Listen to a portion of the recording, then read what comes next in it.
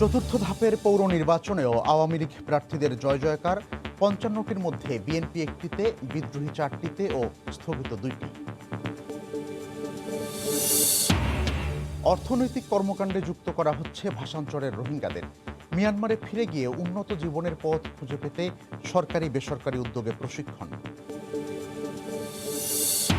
মৎস্য ব্যবসার আড়ালেই ইয়াবাই মূল ব্যবসা, মাদক সিন্ডিকেটে জড়িত জনপ্রতিনিধি সহ প্রভাবশালীরা, তৎপর আইন শৃঙ্খলা রক্ষা বাহিনী। কোটি টাকার প্রকল্প ঢালা হয়েছে জেগে ওঠা চরে। নওগাঁয় গুচ্ছগ্রামের নামে অর্থ লোপাটের অভিযোগ। বছর না পেরোতেই ধসে পড়েছে বেশিরভাগ ঘর। এবং যুক্তরাষ্ট্র জুড়ে ভারী তুষারপাত অব্যাহত। ভার্জিনিয়া, মিজৌরি এবং টেক্সাসে পরিস্থিতির অবনতি। ইউরোপেও বিপর্যস্ত জনজীবন।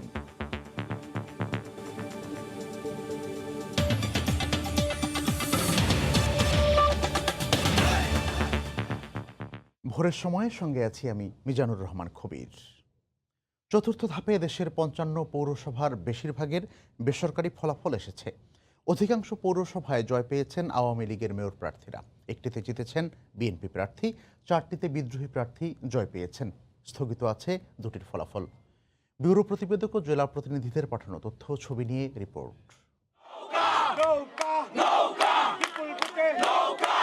স্লোগানে স্লোগানে মুখর নরসিংদীর মাধবদী পৌরসভা। আওয়ামী লীগ প্রার্থী মোশাররফ হোসেন মেয়র নির্বাচিত হওয়ায় আনন্দ মিছিল করেন তার কর্মী সমর্থকরা। রাজশাহীর তাহেরপুরে আওয়ামী লীগ প্রার্থী আবুল কালাম, তানোরে ইমরুল হক, নওহাটায় হাফিজুর রহমান এবং গোদাগাড়ীতে আওয়ামী লীগের বিদ্রোহী প্রার্থী মনিরুল ইসলাম বাবু জয়লাভ করেছেন।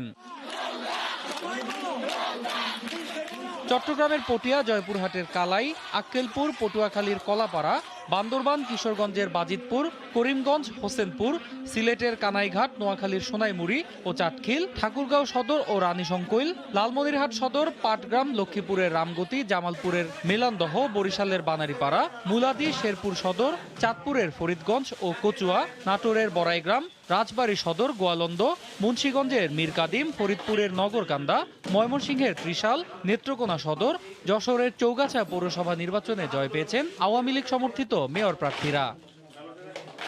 তবে সাতক্ষীরা পৌরসভায় জয় পেয়েছেন বিএনপি প্রার্থী তাজকিন আহমেদ। চতুর্থ দফার এ নির্বাচনে ৩০টি পৌরসভায় ইভিএমে এবং ২৫টি পৌরসভার ব্যালটের মাধ্যমে ভোট গ্রহণ করা হয়।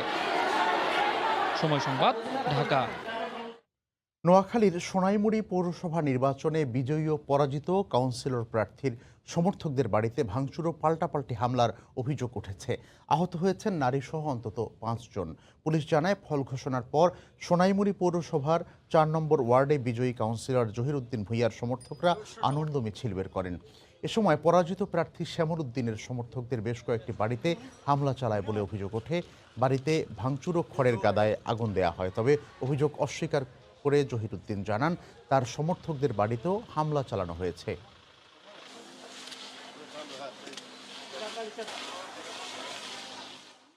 আমার বাড়িটার ভাঙচুর করে, ঘর লুটপাট করে, সবকিছু আমার ছেলে মেয়েকে মারি শেষ করে এলেছে সব।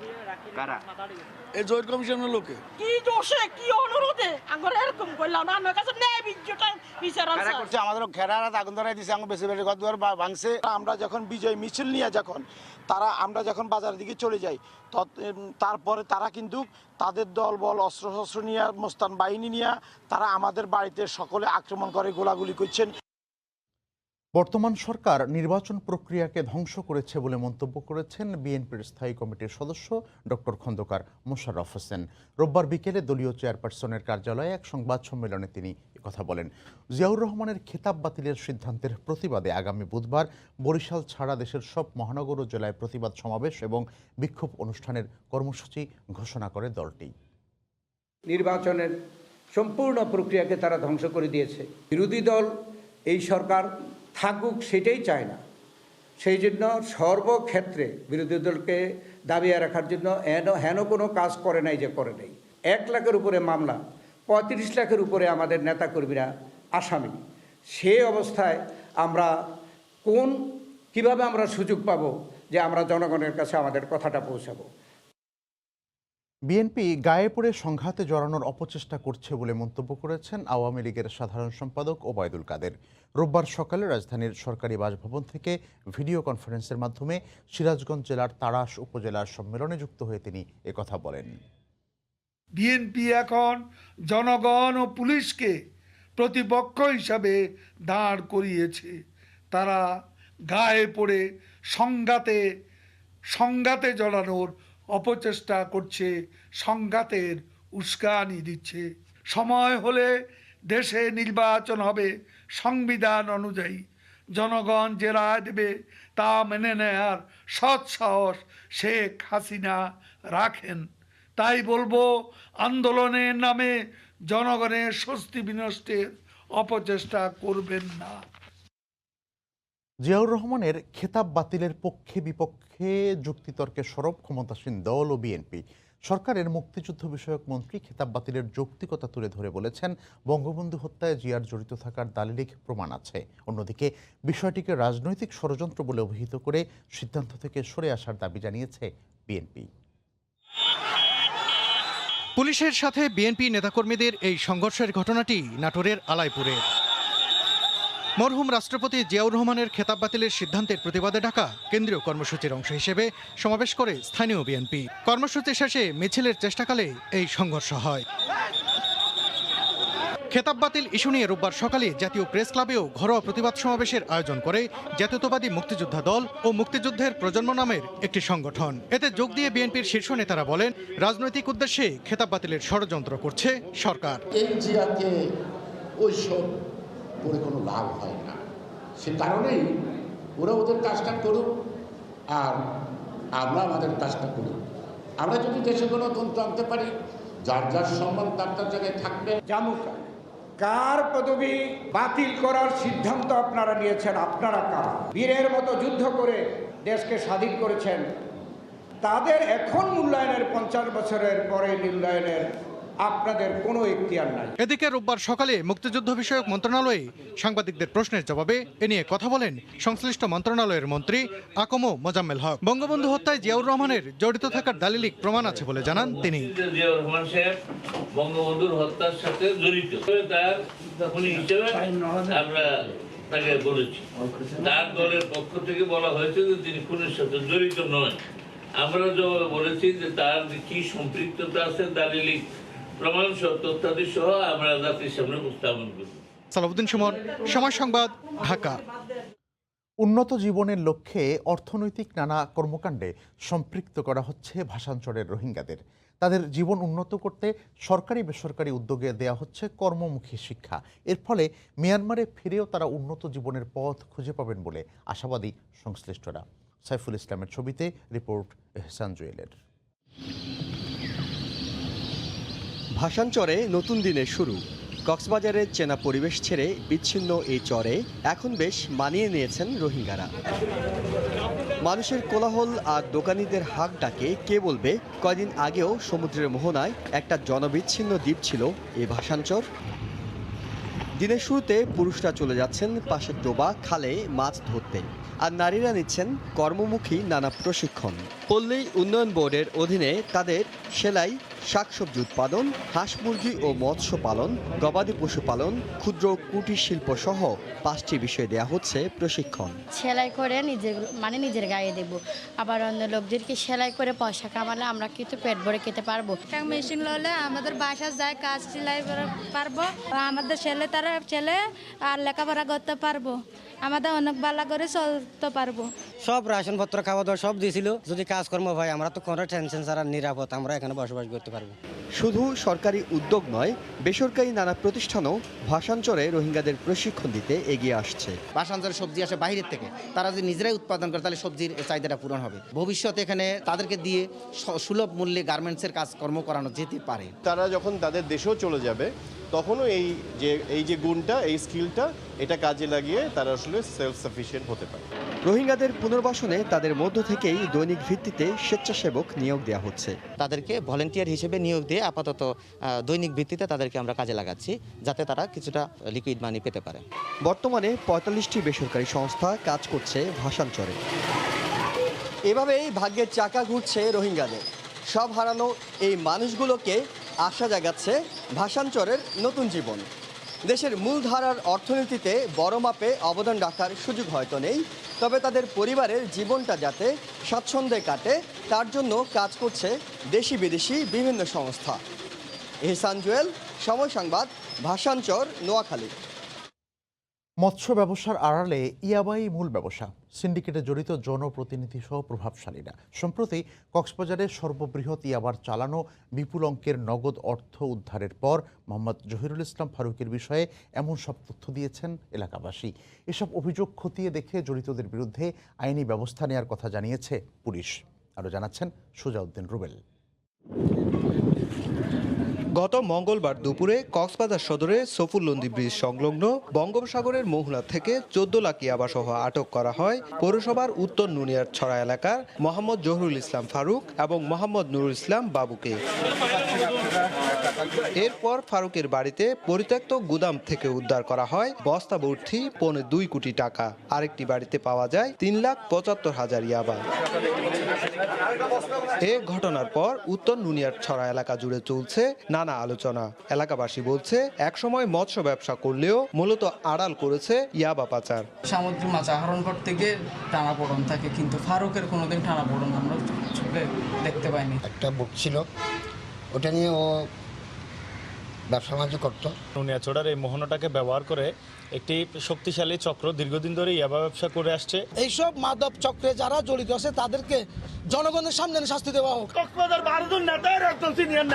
ক্যামেরার সামনে কথা না বললেও পৌর কাউন্সিলর মিজানুর রহমানকে ফারুকের সহযোগী বলে অভিযোগ স্থানীয়দের। ইতিমধ্যে মিজানের সাথে ফারুকের একটি ভিডিও সামাজিক যোগাযোগ মাধ্যমে ভাইরাল হয়েছে। তবে পুরো ঘটনাকে ষড়যন্ত্র বলে দাবি পৌর কাউন্সিলরের। আমার নির্বাচনে জনসভা বক্তব্য রেখে যদি সে ফায়দা করতে চাই, তার জন্য কি কেউ কোনো জনপ্রতিনিধি?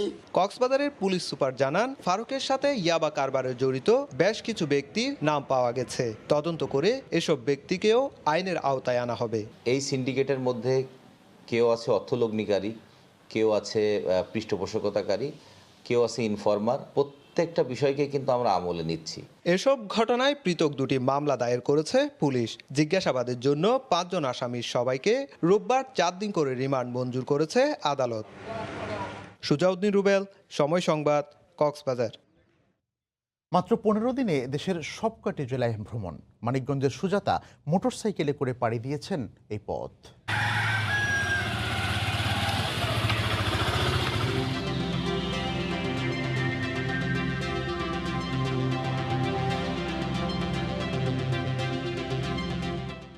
বাইকার সুজাতার গল্প থাকছে সংবাদের শেষে।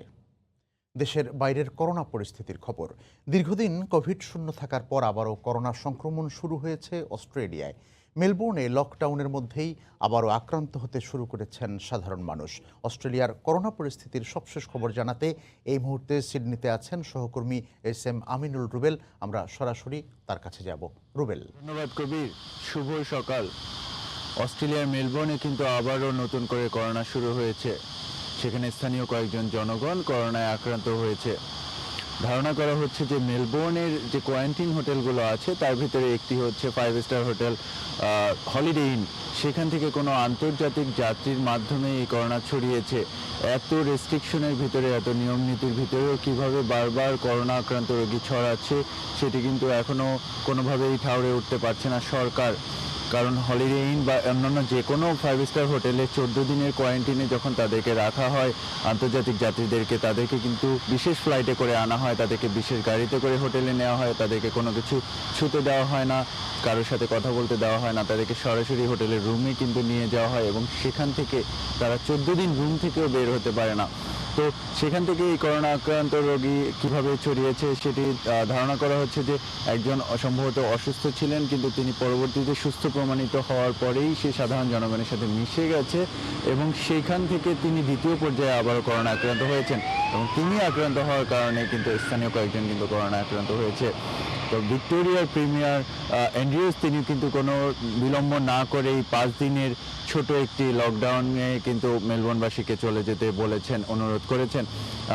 এই মুহূর্তে কিন্তু মেলবোর্নে লকডাউন চলছে, সেটি 4র্থ পর্যায়ের লকডাউন।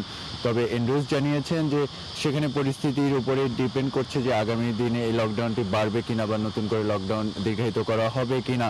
তবে পরিস্থিতি এই মুহূর্তে তুলনামূলক ভালো আছে। আপনাদের জানিয়ে দিই, মেলবোর্নে কিন্তু অস্ট্রেলিয়ার বা পৃথিবীর অন্যতম বড় যে টেনিস টুর্নামেন্ট মেলবোর্ন ওপেন, সেটি কিন্তু এই মুহূর্তে অনুষ্ঠিত হচ্ছে। যদিও এবছর অনেক ভালো টপ র্যাঙ্ক প্লেয়ার কিন্তু সেখানে আসেনি, শুধুমাত্র 2 সপ্তাহ হোটেলে একটি রুমে আটকে থাকতে হবে তাদেরকে। এজন্য অস্ট্রেলিয়া সরকার কিন্তু কোয়ারেন্টিনের ব্যাপারে অত্যন্ত কঠোর নিয়ম নীতিমালা প্রণয়ন করে সেটিকে কিন্তু চেষ্টা করছে সেটিকে কন্টিনিউ করার। স্থানীয় জনগণকে বা সাধারণ জনগণকে সুস্থ রাখাই কিন্তু সরকারের এই মুহূর্তে প্রথম এবং প্রধান কাজ। সরকার চেষ্টা করে যাচ্ছে। গত মার্চের 27 তারিখ থেকে কিন্তু আন্তর্জাতিক বর্ডার অস্ট্রেলিয়া বন্ধ আছে। তার মানে অনেকটা এমন যে পৃথিবীর অন্যান্য সব দেশের সাথে বাংলাদেশের সাথেও কিন্তু অস্ট্রেলিয়ার বর্ডার বন্ধ আছে। শুধুমাত্র অল্প কিছু যাত্রী প্রতি সপ্তাহে বাংলাদেশে ফেরত যেতে পারছে অথবা ফিরে আসতে পারছে, এবং সেটি কিন্তু অনেক এক্সপেন্সিভ এই মুহূর্তে। মেলবোর্নে বাংলাদেশিরা ভালো আছে, তবে বাংলাদেশি স্টুডেন্ট যারা সেখানে আছে তারা কিন্তু এই মুহূর্তে খুব ভালো অবস্থায় নেই। কারণ গত বছর থেকে মেলবোর্ন দফায় দফায় লকডাউনে চলে গেছে। সেখানে অনেক অফিস আদালত বন্ধ ছিল, অনেকে কিন্তু বাসায় বসে অনলাইনে অফিস করছে, এবং বিশেষ করে শিক্ষার্থীরা কিন্তু গত বছর ফেব্রুয়ারি মার্চে যারা সেমিস্টারে মেলবোর্নে যারা এসেছিল মাস্টার্স করতে, তাদের কিন্তু এই বছরে এটাই শেষ সেমিস্টার, এবং তারা কিন্তু কেউই ইউনিভার্সিটিতে গিয়ে ফিজিক্যালি ক্লাস করতে পারেনি। তারা অনলাইনেই ক্লাস শেষ করে এই মেলবোর্ন থেকে বা অস্ট্রেলিয়া থেকে তারা কিন্তু মাস্টার্স ডিগ্রি নিয়ে যাচ্ছে। তার মানে হচ্ছে তারা অস্ট্রেলিয়ার যে রিয়েল অস্ট্রেলিয়া, যেখানে প্র্যাকটিক্যাল পড়াশোনা, ভালো পড়াশোনা, সেটি কিন্তু করার সুযোগ পায়নি, কিন্তু লক্ষ লক্ষ টাকা টিউশন ফি কিন্তু তারা দিয়ে দিয়েছে। আজকে সকালের খবর এসেছে যে অস্ট্রেলিয়া থেকে গত বছর 6 লক্ষ স্বল্পমেয়াদী ভিসাধারী যারা আছে তারা কিন্তু অস্ট্রেলিয়া থেকে ফিরে গেছে পৃথিবীর বিভিন্ন দেশে। স্বল্পমেয়াদী ভিসাধারীদের ভিতরে কিন্তু শিক্ষার্থীরাও আছে যারা অনেক স্বপ্ন নিয়ে অস্ট্রেলিয়াতে আসে, যে তারা পড়াশোনা করে অস্ট্রেলিয়াতে তাদের বসতি করবে, তারা ভবিষ্যতে এই দেশে থেকে যাবে। চমৎকার একটি দেশ।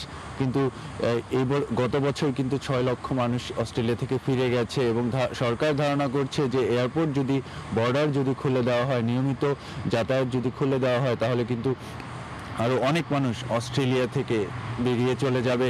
এবং নতুন শিক্ষার্থী তো আসছেই না, আসার সুযোগ এই মুহূর্তে নেই। জুন জুলাই সেমিস্টারে নতুন শিক্ষার্থী আসার যে সম্ভাবনা তৈরি হয়েছিল, এরকম নতুন করে লকডাউন বা নতুন করে করোনা আক্রান্ত রোগীর সংখ্যা বাড়তে থাকলে সেটিরও কিন্তু নিশ্চয়তা দেওয়া যাচ্ছে না। ভ্যাকসিনের খবরে আসি। ভ্যাকসিন কিন্তু অস্ট্রেলিয়াতে চলে এসেছে, তবে পৃথিবীর অন্যান্য দেশের মতো ভ্যাকসিন কিন্তু এই মুহূর্তে অস্ট্রেলিয়াতে দেওয়া শুরু হয়নি। শুধুমাত্র ভ্যাকসিন শুরুতেই পাবে ডাক্তার, নার্স বা এই চিকিৎসা সেবার সাথে নিয়োজিত যারা আছে তারা। তারপরে ধীরে ধীরে পাচ্ছে সরকারি চাকরি যারা করছে, যারা সরাসরি জনগণের সাথে টাচে থাকে, তাদের মাধ্যমে তাদেরকে ভ্যাকসিনের আওতায় আনা হবে। তারপরে বয়স্ক, অত্যন্ত বয়স্ক রোগী বা সাধারণ জনগণ যারা আছে 80 বছর, 70 বছর, এভাবে সরকারি ওয়েবসাইটে কিন্তু ক্রাইটেরিয়া ক্রিয়েট করে দেওয়া হয়েছে। 4 স্তরের মানুষ কিন্তু এখানে করোনা ভ্যাকসিনের আওতায় আসবে। তবে যারা মধ্যবয়স্ক বা সুস্থ আছে তারা কিন্তু সবার লাস্টে, সবার শেষে কিন্তু তারা ভ্যাকসিনের আওতায় আসবে। তার মানে অনেক বাংলাদেশি যাদের এভারেজ বয়স 30 বা 40, এই পরিবারগুলো কিন্তু বাংলাদেশে যাওয়ার জন্য যে অস্থির হয়ে আছে, তারা ভ্যাকসিন নেওয়ার চেষ্টা করছে। তাদের ভ্যাকসিন নিতে নিতে সম্ভবত জুন, জুলাই, আগস্ট পর্যন্ত চলে যাবে, কারণ সরকার বলেছে সেপ্টেম্বরের ভিতরে পুরো অস্ট্রেলিয়ার সবাইকে করোনা ভ্যাকসিনের আওতায় আনার চেষ্টা তারা করবে।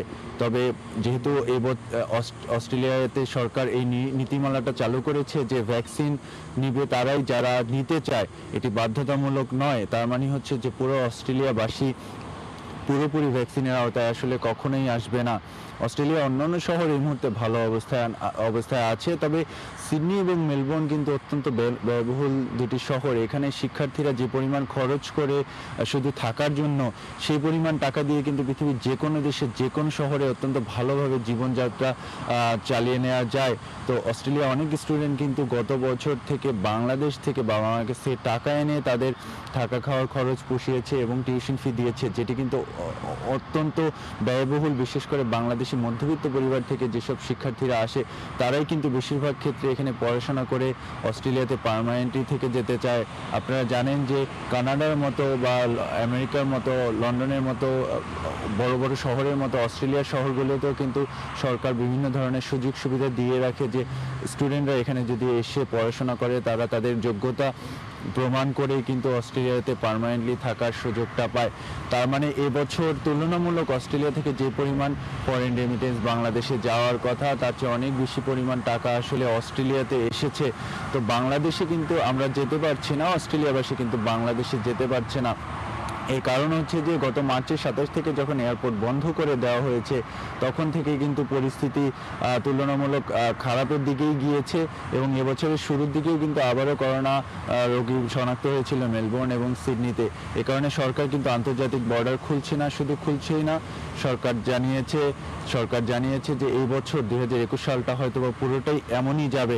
তার মানে অস্ট্রেলিয়া প্রবাসী বাংলাদেশিরা আবার কবে বাংলাদেশে যেতে পারবে স্বাভাবিকভাবে তাদের বাবা মার কাছে, সেটি কিন্তু এখনো তারা নিশ্চিত না। তারা মানসিকভাবে অস্থির সময় কাটাচ্ছে। ফিরে যাচ্ছি স্টুডিওতে কবিরের কাছে। অস্ট্রেলিয়ার করোনা পরিস্থিতির সবশেষ খবর জানাচ্ছিলেন SM আমিনুল রুবেল। ফ্লাইট বাতিল বা ভ্রমণের পূর্ব শর্ত হিসেবে করোনা টেস্ট করতে গিয়ে কোনো লক্ষণ ছাড়াই আসছে কোভিড পজিটিভ। এমন পরিস্থিতিতে বিড়ম্বনার শেষ নেই জরুরি প্রয়োজনে ভ্রমণেচ্ছু পর্তুগাল প্রবাসী যাত্রীদের। অন্যদিকে টিকিটের টাকা ফেরত পেতেও দীর্ঘসূত্রতার অভিযোগ করেছেন ট্রাভেল এজেন্টরা। তবে এসব ক্ষেত্রে এয়ারলাইন্সগুলোর নির্দেশনা মেনে ক্ষতি এড়ানো সম্ভব বলে মত সংশ্লিষ্টদের। লিসবন থেকে আরও জানাচ্ছেন তারিকুল হাসান আশিক। করোনা পরিস্থিতির অবনতি হওয়ায় কর্মহীন অনেক পর্তুগাল প্রবাসীর গন্তব্য বাংলাদেশ অথবা ইউরোপের বিভিন্ন দেশ। তবে বর্তমান প্রেক্ষাপটে যে কোনো প্রয়োজনে ভ্রমণের ক্ষেত্রে বিধিনিষেধের যেন শেষ নেই। শুধু বাংলাদেশি নয়, ইউরোপের বিভিন্ন দেশে যেতেও বাধ্যতামূলক করা হয়েছে কোভিড নেগেটিভ সার্টিফিকেট। ভ্রমণের উদ্দেশ্যে করা ব্যয়বহুল RT-PCR টেস্টে কোনো লক্ষণ ছাড়াই অনেকের আসছে করোনা পজিটিভ। দেশে ভ্রমণের পূর্ণ প্রস্তুতির পর এমন পরিস্থিতিতে হতাশ বহু প্রবাসী। এছাড়াও নিয়মিত বাতিল হওয়া বিভিন্ন গন্তব্যের ফ্লাইটের টিকিটের টাকা ফেরত পেতেও ভোগান্তিতে পড়ছেন এজেন্টরা। যে এই মুহূর্তে মানুষের জবলেস, পয়সা নেই, টাকা নেই, মানুষ কিন্তু খুব আর্থিক সমস্যার মধ্যে আছে। এই মুহূর্তে এই ভোগান্তিটা কিন্তু আসলে আমাদের জন্য খুবই দুঃখজনক। এক একটা এয়ারলাইন্স আগে যেখানে 15 দিনের মধ্যে রিফান্ড করে দিত, এখন 3.5-4 মাসে ওটা রিফান্ড পাওয়া যাচ্ছে না। তবে নির্দেশনা মেনে এয়ারলাইন্সগুলোর সুবিধাজনক সময়ে ভ্রমণ করে ক্ষতির পরিমাণ কিছুটা কমিয়ে আনা সম্ভব বলে মত সংশ্লিষ্টদের। যে সময় রিশিডিউল ফ্রি অফ চার্জ হয় ওই ডেটে ওরা একমাত্র রিশিডিউল করতে পারবে, বাট ওরা যদি ওদের চয়েজেবল ডেটে নিতে চায় তখন দেখা যায় ফেয়ার ডিফারেন্ট বা ট্যাক্স রিফান্ড চলে আসে, ওটা কিন্তু পে করতে হয়। তবে বিভিন্ন দেশের দেয়া বিধিনিষেধে যাত্রী স্বল্পতায় বিপুল অঙ্কের আর্থিক ক্ষতির মুখেও ফ্লাইট পরিচালনা করছে বিভিন্ন উড়োজাহাজ সংস্থা। একে তো কর্মহীন, দ্বিতীয়ত দেশে ফিরতেও ভোগান্তির শেষ নেই প্রবাসীদের। তাই এসব ক্ষেত্রে সংশ্লিষ্ট প্রত্যেককেই আরেকটু সহযোগিতার আহ্বান প্রবাসীদের। তারিকুল হাসান আশিক, সময় সংবাদ, লিসবন, পর্তুগাল। দেশে করোনা টিকাদান কর্মসূচির খবর। সারা দেশে গণহারে কোভিড টিকা দেওয়ার 7ম দিনেও কেন্দ্রগুলোতে ছিল আগ্রহীদের ভিড়। এক সপ্তাহে টিকা নিয়েছেন 9 লাখেরও বেশি মানুষ। তবে অনেকেই নিবন্ধনের কয়েকদিন পেরিয়ে গেলেও খুদে বার্তা পাননি বলে জানিয়েছেন। এদিকে সার্ভার জটিলতায় রাজধানীর একটি কেন্দ্রে টিকাদান কর্মসূচি ব্যাহত হয়। গণহারে টিকাদান কর্মসূচির 7ম দিন রোববার সকাল থেকেই কেন্দ্রে কেন্দ্রে ছিল উৎসবমুখর পরিবেশ।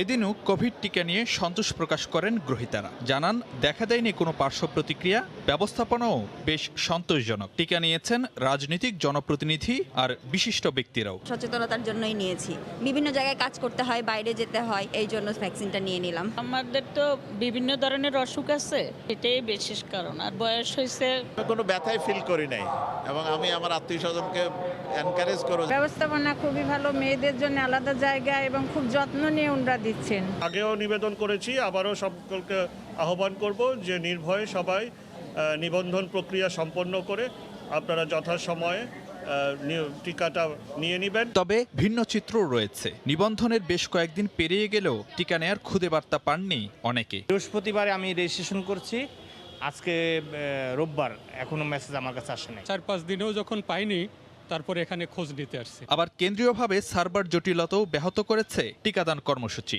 শনিবার রাতে অনেক কেন্দ্র থেকেই পাঠানো যায়নি খুদে বার্তা। এ কারণে মহানগর জেনারেল হাসপাতাল কেন্দ্রে বন্ধ রাখতে হয় রোববারের কর্মসূচি। রাত 12:30 যোগাযোগ করেছি, তখন ওরা বলছে এটা তো ন্যাশনাল প্রবলেম, আমাদের কি করা আছে, এটা কালকে হয়তো লাইন এসে যাবে, আমরা আপডেট করতে পারবো। আমার কিন্তু 800 জানানো হয়ে গেছে, আর 400-কে আমি জানাতাম গতকাল রাত্রে। সার্ভার ডাউন হওয়ার কারণে ওই 400-কে জানাতে আমাদের একটু প্রবলেম হয়েছে। আমি সেক্ষেত্রে করেছি, আমাদের কাছে অ্যাভেলেবল মোবাইল নাম্বার যাদের আছে তাদের কাছে আমরা ব্যক্তিগত উদ্যোগে SMS বার্তার মাধ্যমে আমরা জানিয়েছি আপনারা আসেন। সংশ্লিষ্টরা বলছেন টিকা নিতে দিন দিন বাড়ছে মানুষের আগ্রহ, তাই প্রক্রিয়াকে আরও সহজতর করার কথা ভাবা হচ্ছে। ফারুক ভূঁইয়া, রবিন, সময় সংবাদ, ঢাকা। করোনার ভ্যাকসিন নিয়ে মানুষের দ্বিধা কেটে গেছে উল্লেখ করে প্রধানমন্ত্রী শেখ হাসিনা বলেছেন, দেশের সবাইকে এর আওতায় আনতে ভারতের পাশাপাশি অন্য দেশ থেকেও টিকা সংগ্রহ করবে সরকার। গতকাল সকালে গণভবন থেকে ভিডিও কনফারেন্সে নারায়ণগঞ্জে Kumudini international institute of medical sciences and cancer রিসার্চের ভিত্তিপ্রস্তর স্থাপন অনুষ্ঠানে তিনি একথা বলেন। দেশে ক্যান্সারের গবেষণায় চিকিৎসকদের আরও বেশি সম্পৃক্ত হতেও আহ্বান জানান প্রধানমন্ত্রী। দেশের চিকিৎসা তথা স্বাস্থ্য খাতে বিশ্বস্ত বেসরকারি উদ্যোক্তা Kumudini welfare trust of Bengal limited. মানবপ্রেমী দানবীর রণদা প্রসাদের হাতে গড়া এই ট্রাস্ট মেডিকেল শিক্ষার পাশাপাশি এবার তাদের সেবার খাত সম্প্রসারিত করছে ক্যান্সার গবেষণা ইনস্টিটিউট প্রতিষ্ঠার মাধ্যমে। প্রাচ্যের ড্যান্ডি খ্যাত নারায়ণগঞ্জে গড়ে তোলা হচ্ছে Kumudini international institute of medical sciences and cancer research KIMS care. স্বাস্থ্যবিজ্ঞানের উচ্চতর গবেষণায় আধুনিক স্থাপনা হবে এটি। থাকবে 300 শয্যা বিশিষ্ট জেনারেল হাসপাতাল এবং 50 শয্যার ক্যান্সার হাসপাতাল, যেখান থেকে প্রতি বছর স্বাস্থ্যসেবা পাবেন 7.5 লাখ রোগী। রোববার সকালে গণভবন থেকে ভিডিও কনফারেন্সে এই আধুনিক গবেষণা ইনস্টিটিউটের ভিত্তিপ্রস্তর স্থাপন করেন প্রধানমন্ত্রী। তিনি বলেন, দেশে চিকিৎসা বিজ্ঞানের গবেষণার সুযোগ সম্প্রসারিত করতে চায় সরকার। জানান, সদিচ্ছার প্রয়োজন চিকিৎসকদেরও। আমাদের দেশে রিসার্চের সুযোগটা খুবই কম। মেডিকেল সায়েন্সের রিসার্চ খুব বেশি একটা হচ্ছে না, যেটা হওয়া একান্তভাবে প্রয়োজন। কারণ আসলে যাদের রিসার্চ করার কথা সকলে ডাক্তার হয়ে রোগী দেখতে এত ব্যস্ত, তারা বসে রিসার্চ খুব হাতে গোনা খুব কয়েকজনই আমি দেখি তাদের পাবলিকেশন এবং রিসার্চ। দেশের সবার কাছে মহামারীর টিকা পৌঁছে দিতে প্রয়োজনে ভারতের পাশাপাশি অন্য উৎস থেকেও ভ্যাকসিন সংগ্রহ করবে সরকার, জানান শেখ হাসিনা। টিকা নেওয়ার ব্যাপারে অনেকের একটু দ্বিধাদ্বন্দ্ব ছিল, এখন আল্লাহর রহমতে আমাদের আর কোনো সমস্যা নেই। এখন সবাই খুব আগ্রহ ভরে উৎসাহ ভরে চলে আসছে টিকা নিতে। ভারত আমাদেরকে 20 লক্ষ ডোজ উপহারও দিয়েছে, আরও অন্যান্য দেশ এখন দিতে চাচ্ছে। আমরা সবই নেব, যাতে একেবারে গ্রাম পর্যায় পর্যন্ত এই টিকা আমরা দিতে পারি। সরকারের বিভিন্ন দপ্তরের উদ্যোগ এবং সাধারণ মানুষের প্রচেষ্টায় দেশ মহামারীতেও সুরক্ষিত বলে উল্লেখ করেন সরকার প্রধান। অনেকটা আমরা সুরক্ষিত হতে পেরেছি। দেবাশিস রায়, সময় সংবাদ, ঢাকা। করোনায় আবারও বাড়ল শিক্ষা প্রতিষ্ঠানের ছুটি। নতুন করে 28 ফেব্রুয়ারি পর্যন্ত বন্ধ ঘোষণা করা হয়েছে। কোভিড মহামারীর কারণে কওমি মাদ্রাসা ছাড়া দেশের সব শিক্ষা প্রতিষ্ঠানের চলমান ছুটির মেয়াদ আবারও বাড়িয়েছে সরকার। গত বছরের 8ই মার্চ দেশে প্রথম করোনা রোগীর শনাক্তের পর 17 মার্চ থেকে শিক্ষা প্রতিষ্ঠান বন্ধ ঘোষণা করা হয়। এরপর কয়েক ধাপে ছুটি বাড়ানোর পর শিক্ষা প্রতিষ্ঠান খোলা থাকার কথা ছিল গতকাল, কিন্তু সেই ছুটি এবার 28 ফেব্রুয়ারি পর্যন্ত সরকার বাড়িয়েছে। শিক্ষা প্রতিষ্ঠানে ছুটি থাকলেও অনলাইনে শিক্ষা কার্যক্রম চলবে বলে জানানো হয়েছে।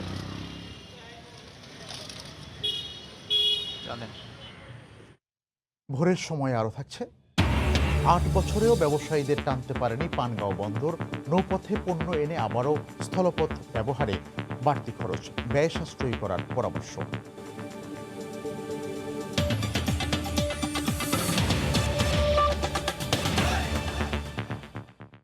কোটি টাকার প্রকল্প ঢালা হয়েছে নদীর জেগে ওঠা চরে। গুচ্ছগ্রাম নির্মাণের নামে অর্থ লোপাটের এই প্রকল্পটি নওগাঁর বদলগাছির ছোট যমুনা নদীর চরে। নির্মাণের বছর না পেরোতেই বেশিরভাগ টিনের ঘর ধসে পড়েছে। স্থানীয় জনপ্রতিনিধিদের দাবি, অস্বচ্ছ প্রক্রিয়ায় নদীর জেগে ওঠা চরকে খাস সম্পত্তি দেখিয়ে এ প্রকল্প করা হয়েছে।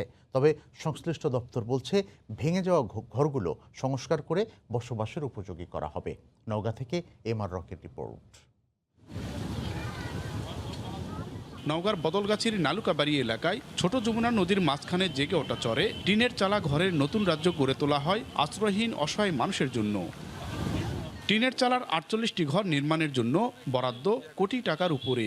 ভূমি মন্ত্রণালয়ের অধীনে বদলগাছি প্রকল্প বাস্তবায়ন অফিস ২০১৮-১৯ অর্থ বছরের ঘর নির্মাণ শেষ করে ৪৮টি পরিবারের মাঝে এসব ঘর বুঝিয়ে দেয়। নির্মাণের মাত্র ৬ মাস না যেতেই ঘর নির্মাণের নামে অনিয়মের এই প্রকল্পে বেশিরভাগ টিনের চালাগুলো আজ অকার্যকরভাবে পড়ে রয়েছে। এভাবেই ৪৮ পরিবারের মধ্যে ৩৫টি পরিবার ছেড়ে যায় এই আবাসপল্লী, আর যাওয়ার জায়গা না থাকায় আঁকড়ে থাকা 10টি পরিবার রয়েছে অন্তহীন সমস্যায়। কোনো রাস্তা নাই, ঘাট নাই, টিউবওয়েলের ব্যবস্থা নাই, টিন ফাঁক, বাতাস, কোনো জায়গায় টিন ঠিক মতন পরিষ্কার করে সাইড করা নাই। আশা করছে আমাদের ঘর দিবে, ভালো করে দিবে, কিন্তু এমন ঘর করেছে এখানে আসা আরো কষ্টকর। অস্বচ্ছ প্রক্রিয়ায় নদীর জেগে ওঠা চরকে খাস সম্পত্তি দেখিয়ে এ প্রকল্প করা হয়েছে বলে দাবি স্থানীয় জনপ্রতিনিধিদের। মাটিটা ভরাট হয়েছে যে গুচ্ছগ্রামে, ওটা ভরাট মনে করেন যে আরো মিনিমাম 7-8 ফিট উঁচু করা লাগতো। বর্তমান যে যদি আগের যে বন্যা হতো ওই বন্যা যদি হয় একটা মানুষও থাকতে পারবে না। নিজেদের গায়ে কোনো অপবাদ নিতে রাজি নন প্রকল্প কর্মকর্তারা। ডিপার্টমেন্ট ফিজিবিলিটি স্টাডি করে তারপরে কাজটা করেছে। রক্ষণাবেক্ষণের দায়িত্ব তারা কিছু করবে না, সবই কি সরকার ওখানে তাদেরকে করে দিবে? দ্রুত উপজেলা প্রশাসন থেকে এটা পরিদর্শন করে প্রয়োজনীয় ব্যবস্থা গ্রহণ করব। প্রকল্প বাস্তবায়ন অফিস জানায় 1,10,00,000 টাকার গুচ্ছগ্রাম নামের এ প্রকল্পে ঘর প্রতি বরাদ্দ 1,57,000 টাকা, আর মাটি ভরাট কাজে 211 মেট্রিক টন চাল বরাদ্দ দেওয়া হয়। এমআর রকি, সময় সংবাদ, নওগাঁ। রাজধানীর যাত্রাবাড়িতে বাসায় ঢুকে মা মেয়ে সহ 3 জনকে কুপিয়ে জখম করেছে এক ভাড়াটিয়া। গুরুতর অবস্থায় তাদের 3 জনকে ঢাকা মেডিকেল কলেজ হাসপাতালে ভর্তি করা হয়েছে। একজনের অবস্থা আশঙ্কাজনক বলে জানিয়েছেন চিকিৎসকরা। ঘটনার পর থেকে অভিযুক্ত পরাণ পলাতক রয়েছে। রাজধানীর যাত্রাবাড়ির শনির আখড়ায় একটি 6তলা বাসার 5 তলায় স্বামী 2 ছেলে মেয়ে নিয়ে ভাড়া থাকতেন ইয়াসমিন বেগম। একই বাসার 6 তলায় ভাড়া থাকেন রুহুল কুদ্দুস বাবু ও তার আত্মীয় পরাণ। স্থানীয়রা জানান পরাণ দীর্ঘদিন ধরে ইয়াসমিন বেগমকে উত্ত্যক্ত করে আসছিল। এ নিয়ে দ্বন্দ্বের জেরে 2-3 বছর আগে পরাণকে বাসা থেকে বের করে দেন বাবু। এরপর পরাণ বিভিন্ন সময় ইয়াসমিন বেগমকে উত্ত্যক্ত করতেই থাকেন। আমার আম্মুকে এক সময় প্রপোজাল দেয় যে আম্মুকে নিয়ে ভাইগা যেতে বা আম্মুর সাথে মানে সম্পর্ক করার ইচ্ছা পোষণ করে। তো আম্মু মানা করলে ও মানে আমার ছোট বোনকে একবার কিডন্যাপ করে এবং মানে বারবার হুমকি দেয়, আমাদের বাসায় ঢুকা ভাঙচুর করে কয়েকবার।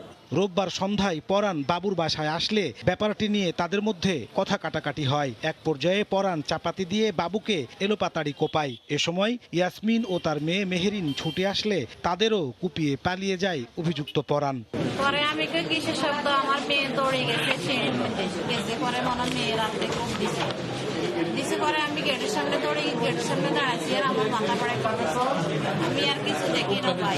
3 জনকেই আহত অবস্থায় ঢাকা মেডিকেলে ভর্তি করা হয়েছে। আহত বাবুর অবস্থা আশঙ্কাজনক বলে জানিয়েছেন চিকিৎসক। বাবুর অবস্থা একটু খুবই খারাপ এবং যে মেয়ে এবং মেয়ের মা তারা এখন মোটামুটি সুস্থ আছে। আমি এখনো ধরা পড়ে নাই, ধরার চেষ্টা চলছে। ঘটনার পর থেকেই পলাতক রয়েছে অভিযুক্ত পরাণ। নাজমুস সালেহী, সময় সংবাদ, ঢাকা। রাজধানীর মোহাম্মদপুরে গৃহকর্তার নির্যাতনে অতিষ্ঠ হয়ে জীবনের ঝুঁকি নিয়ে পালানোর চেষ্টা করলেন এক গৃহকর্মী। 9তলা থেকে গ্রিল বেয়ে নামার সময় আটকা পড়েন তিনি। পরে ফায়ার সার্ভিস গিয়ে তাকে উদ্ধার করে। আর সইতে পারছিলেন না গৃহকর্তার অমানবিক অত্যাচার, তাই পরোয়া করেননি জীবনেরও। এভাবে 9তলার গ্রিল বেয়ে পালানোর চেষ্টা করেন রাজধানীর মোহাম্মদপুরের গৃহকর্মী বন্যা। 4তলায় গিয়ে আটকে পড়েন তিনি। পরে তাকে উদ্ধার করে ফায়ার সার্ভিস। আমাদের ইউনিট নিয়ে আসি, এসে দেখি যে প্রচুর ক্রাউড দাঁড়িয়ে আছে, সবাই হাত করে তাকিয়েছে, বাচ্চারা দেখলাম যে ঝুলে আছে। আচ্ছা হ্যাঁ, তখন আমি আমার টিমেতে করে যদি প্ল্যান করে দেখি কিভাবে নামানো যায়, তাই বলে একটা ফ্লোর উপরে চলে আসলাম। যেহেতু 5তলায় সে আটকে আছে, 4তলা আটকে আছে, 5তলা উপরে গিল কেটে ওকে নিয়ে আসলাম। আর কি ইনকেস একটা হাত বসে যেত, সেগুলো একবারে নিচে পড়ে। বন্যার অভিযোগ ছোটখাটো বিষয়ে তাকে নির্যাতন করত বাসার লোকজন। সে কাজ করতে অস্বীকৃতি জানালে তাকে হুমকি ধামকি দেয়া হতো।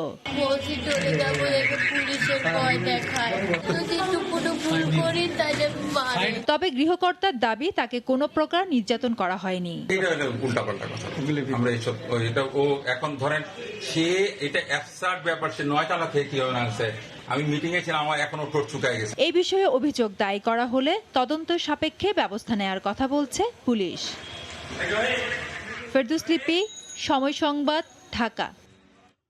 কণ্ঠশিল্পী ন্যান্সির করা মামলায় জামিন পেয়েছেন সঙ্গীতশিল্পী আসিফ আকবর। গতকাল দুপুরে ময়মনসিংহ জেলা দায়রা জজ আদালতের অতিরিক্ত chief judicial magistrate Mohammad Abdul Hai জামিন শুনানি শেষে স্থায়ী জামিন মঞ্জুর করেন।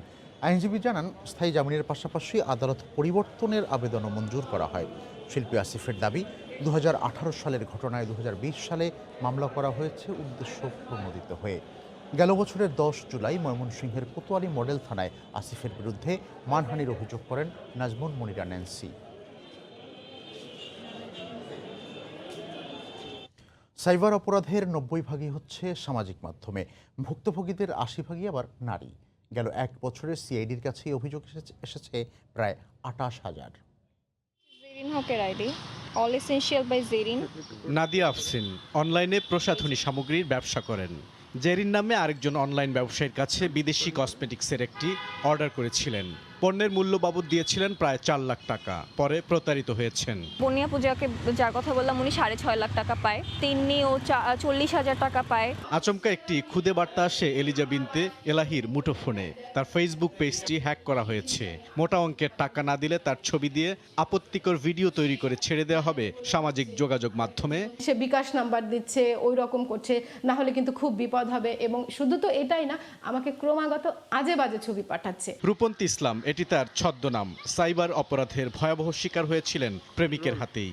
অনেক জোর জবরদস্তি পরে কিছুটা হয়, দেন আবার আমার ফ্রেন্ড সার্কেল আসার পর আমি ওইখান থেকে ছাড়া পারি। সাইবার অপরাধের শিকার হয়ে প্রতিদিন শত শত ভুক্তভোগী অভিযোগ করছে পুলিশের কাছে, যাদের অধিকাংশই নারী। প্রতারণার শিকার হচ্ছেন পুরুষরাও। নানানভাবে বন্ধুদের দ্বারা, এক্স বয়ফ্রেন্ডের দ্বারা, অথবা সহপাঠী অথবা প্রতিবেশী বা অন্য যে কোনো কারো মাধ্যমে সাইবার স্পেসে হ্যারেস্ট হচ্ছে। পুরুষরা অনেক ক্ষেত্রে লোক লজ্জার ভয়ে তারা হয়তো বা আইনের আশ্রয় নিতে একটু অনাগ্রহ প্রকাশ করে। পুলিশের অপরাধ তদন্ত বিভাগ সিআইডির তথ্য বলছে, গেল 1 বছরে অনলাইন প্রতারণার শিকার হয়ে তাদের কাছে অভিযোগ করেছেন প্রায় 28,000 ব্যক্তি। প্রতিদিন গড়ে 100-র মতো অভিযোগ আমরা গ্রহণ করে থাকি বা শুনে থাকি। এসব অপরাধ দমনে আরো কঠোর আইন দরকার বলে মনে করেন আইনের এই অধ্যাপক। সারা দেশে তাদের যে নেটওয়ার্ক, তাদের যে জনবল, সেটাকে বিস্তৃত করা। পুলিশ বলছে, সাইবার অপরাধের শিকার হয়ে যারা অভিযোগ করেন না তাদের সংখ্যাটা আরো অনেক বেশি। বুলবুল রেজা, সময় সংবাদ, ঢাকা। পাবনায় আধিপত্য বিস্তারকে কেন্দ্র করে প্রতিপক্ষের গুলিতে আওয়ামী লীগের এক কর্মী নিহত হয়েছেন। পুলিশ জানায়, গতরাতে সদর উপজেলার আতাইকান্দা বাজারে বসে আড্ডা দিচ্ছিলেন আওয়ামী লীগ কর্মী আমিরুল ইসলাম। এ সময় কয়েকজন দুর্বৃত্ত তাকে লক্ষ্য করে গুলি ছুড়ে পালিয়ে যায়। এতে ঘটনাস্থলেই মারা যান তিনি। আধিপত্য বিস্তার ও বালু উত্তোলনকে কেন্দ্র করে দীর্ঘদিন ধরে ভাড়ারা ইউনিয়ন পরিষদের চেয়ারম্যান ও সদর উপজেলা আওয়ামী লীগের সাংগঠনিক সম্পাদক আবু সাইদের সঙ্গে ইউনিয়ন আওয়ামী লীগ নেতা সুলতান মাহমুদের বিরোধ চলে আসছিল। এরই জেরে সুলতান মাহমুদের সমর্থক আমিরুল ইসলামকে গুলি করে হত্যা করা হয় বলে অভিযোগ করেছেন এলাকাবাসী। ছাত্রীদের পিরিয়ডকালীন স্বাস্থ্যসেবা নিশ্চিতে সরকারি বেসরকারি উদ্যোগে গাইবান্ধার বেশ কয়েকটি স্কুলেই গড়ে উঠেছে স্বাস্থ্যসম্মত টয়লেট। তবে এখনও নিশ্চিত হয়নি বিনামূল্যে স্যানিটারি প্যাড বিতরণ। বিশেষ এই সময়ে শিক্ষার্থীদের সুস্বাস্থ্য নিশ্চিতের কাঙ্ক্ষিত লক্ষ্যমাত্রা অনেকাংশেই অধরা থেকে যাচ্ছে। স্কুল কর্তৃপক্ষ চাইছেন আর্থিক সহায়তা। যদিও এসব উদ্যোগের পাশে থাকার আশ্বাস শিক্ষা বিভাগের। খলিলুর রহমানের ক্যামেরায় রিপোর্ট রাশেদ লিমনের। আগে যখন আমাদের স্কুলে এসে পিরিয়ড হতো তখন চেঞ্জ করার কোনো ব্যবস্থা ছিল না, কিন্তু বর্তমানে এসকে সিন প্রজেক্টটা দিছে, আমাদের একটা ওয়াশরুম দিছে, ওখানে আমরা গিয়ে ওখানে প্যাড নেওয়ার একটা ব্যবস্থা আছে, ওখান থেকে আমরা আমাদের পিরিয়ড হলে প্যাড নিতে পারি। দিন আসলেই বদলেছে। পিরিয়ড নিয়ে কথা বলছে কিংবা বিশেষ এই সময়ে নিজেদের সমস্যার জানান দিতে এখন আর মুখ লুকোতে হয় না রানুদের। গাইবান্ধার সেই প্রত্যন্ত অঞ্চলে বসেও তারা এসব নিয়ে কথা বলছে সাবলীলভাবে। মিন্সের আলাদা রুম আছে, ওই জায়গায় সব কিছু রেডি করা থাকে, আমরা কোনোদিনও মিস দেই না। ম্যাডাম আমার এই সমস্যাটা হচ্ছে, একটু করেন, তখন ম্যাডামেরা সাহায্য করে। বাড়িতে আমরা নিজেদের সাধ্যমতো মায়ের সহযোগিতা নিয়ে যতটুকু পারি স্যানিটেশন ব্যবস্থাটা নিজেই মেনটেন করার চেষ্টা করি, কিন্তু স্কুলে আসলে কোনো প্রবলেম হয় না। জেলার পলাশবাড়ির প্রায় 16টি স্কুলে মেয়েদের বয়ঃসন্ধিকালীন নানা শিক্ষার পাশাপাশি বসানো হয়েছে আধুনিক মানের টয়লেট।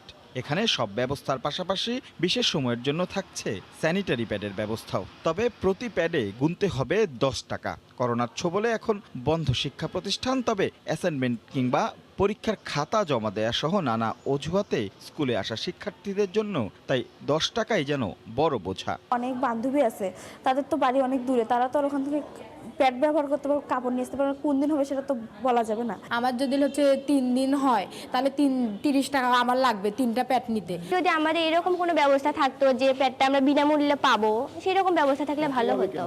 স্কুল কর্তৃপক্ষ বলছে প্রত্যন্ত এসব অঞ্চলের সত্যিকারের পরিবর্তন চাইলে দরকার এসব খাতে বরাদ্দ বৃদ্ধি। আমাদের স্কুল থেকেই দেই আমরা, কিন্তু সেটা তো অতটা দেওয়া সম্ভব হয় না। এটা যদি কেউ এসে ডোনেট করতো তাহলে এটা আমাদের পক্ষে আরও সুবিধা হতো। সরবরাহ আছে, এটা অবশ্যই পর্যাপ্ত না, আরও হওয়া উচিত। আর বিকল্প করতে গেলে আমাদের আরেকটা বিষয় ভাবতে হবে, যেটা পরিপূর্ণ স্বাস্থ্যসম্মত কিনা। সকল শিক্ষা প্রতিষ্ঠানে শিক্ষার্থীদের বিশেষ সময়ে এমন সুবিধা সম্পন্ন টয়লেট গড়ে তোলারও তাগিদ শিক্ষার্থীদের। উপবৃত্তি কিংবা বিনামূল্যে বই বিতরণের মতো বড় প্রকল্পে সাফল্য দেখিয়েছে সরকার, যার ফল মিলেছে গোটা শিক্ষা ব্যবস্থায়। তেমনি যদি সুবিধাবঞ্চিত এসব শিক্ষার্থীদের জন্য বিনামূল্যে প্যাড বিতরণের কোনো প্রকল্প হাতে নেওয়া যায়, তারও ইতিবাচক প্রভাব গোটা শিক্ষা ব্যবস্থায় পড়বে বলে মনে করছেন সংশ্লিষ্টরা। রাশেদ জিমন, সময় সংবাদ, গাইবান্ধা। ভোরের সময় আরও থাকছে প্রচণ্ড শীতের বাধা কাটিয়ে আলু উৎপাদনের শীর্ষ জেলা মুন্সিগঞ্জে এবারও বাম্পার ফলনের আশা, ফসলের মাঠে পরিচর্যায় ব্যস্ত কৃষক।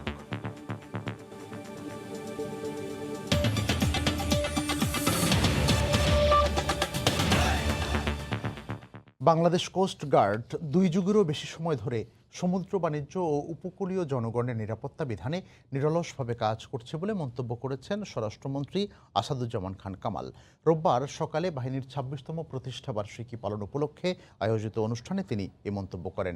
এ সময় তিনি আরও বলেন, এই বাহিনীকে আরও শক্তিশালী করতে সরকার বদ্ধপরিকর। কোস্টগার্ডের নিরলস প্রচেষ্টায় চট্টগ্রাম বন্দর এক সময়ের ঝুঁকিপূর্ণ বন্দরের তালিকা থেকে মুক্ত হয়ে একটি নিরাপদ বন্দরে পরিণত হয়েছে। শুরুতে বাংলাদেশ নৌবাহিনী থেকে 2টি জাহাজ এবং 2টি বোট এবং প্রেষণে আগত 220 জন নৌ সদস্য নিয়ে বাংলাদেশ কোস্ট গার্ড তার পথ চলা শুরু করে। সময়ের সঙ্গে সঙ্গে এই বাহিনীর কলেবর আরও বেড়েছে। চর ও দ্বীপাঞ্চলের স্থানীয় জনগণ তো বটেই, দেশের জলসীমার নিরাপত্তা বিধানে গত 26 বছর থেকে নিরলসভাবে কাজ করছে এই বাহিনী। আমাদের সুন্দরবনে আপনারা জানেন আমাদের বহু অফুরন্ত সম্পদ আছে, সেই সম্পদ রক্ষার জন্য কোস্টগার্ড কাজ করছে। এছাড়া এখন তো নেভি থেকে আসছে, অফিসাররা আসছেন, ভবিষ্যতে অফিসাররা নেভি থেকেই আসবেন, যাতে নিজস্ব কিছু বাহিনী বিজিবির মতন থাকে, সেই রকমই একটা ব্যবস্থা আমরা করছি, যাতে করে তারা প্রশিক্ষিত হলে এই জায়গাটাই তারা সেবা দিতে পারে এবং তাদের অভিজ্ঞতাটা কাজে লাগাতে পারে। পণ্য আনা নেয়ার জটিলতায় বুড়িগঙ্গা তীরের পানগাঁও বন্দর ব্যবহারে আগ্রহ কম ব্যবসায়ীদের।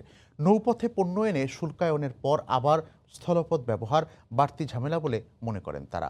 অর্থনীতিবিদরা বলছেন, ব্যয় সাশ্রয়ী ব্যবস্থা না করতে পারলে আগ্রহী হবেন না ব্যবসায়ীরা। রিপোর্ট সানবির রুপলের।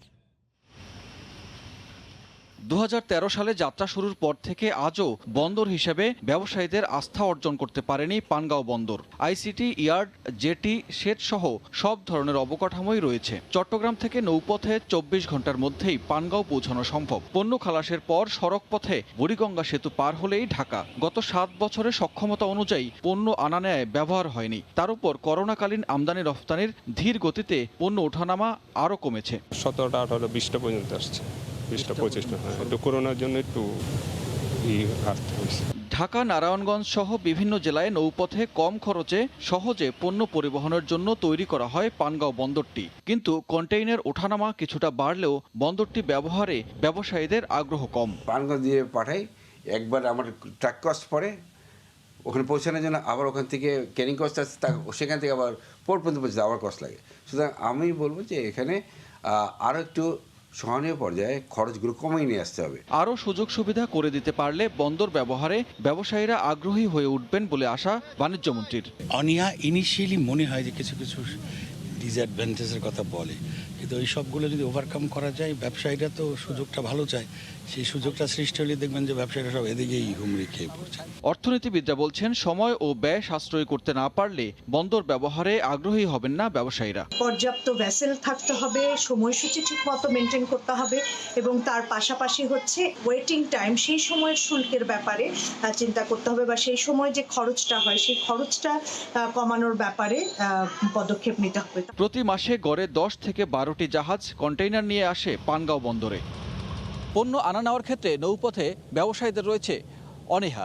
তবে কর্তৃপক্ষ বলছে যে এই পানগাঁও পোর্টটি চালু করা গেলে তাহলে অনেকাংশে পণ্য পরিবহনের খরচ কমে আসবে। সানবীর রূপল, সময় সংবাদ, পানগাঁও পোর্ট, কেরানীগঞ্জ, ঢাকা। এবার রাজধানী ঢাকাকে ঘিরে বৃত্তাকার অত্যাধুনিক রেলপথ নির্মাণের প্রকল্প হাতে নিয়েছে রেলপথ মন্ত্রণালয়। এর আওতায় নির্মাণ করা হবে 70 কিলোমিটার উড়াল ও 10 কিলোমিটার পাতাল রেল লাইন।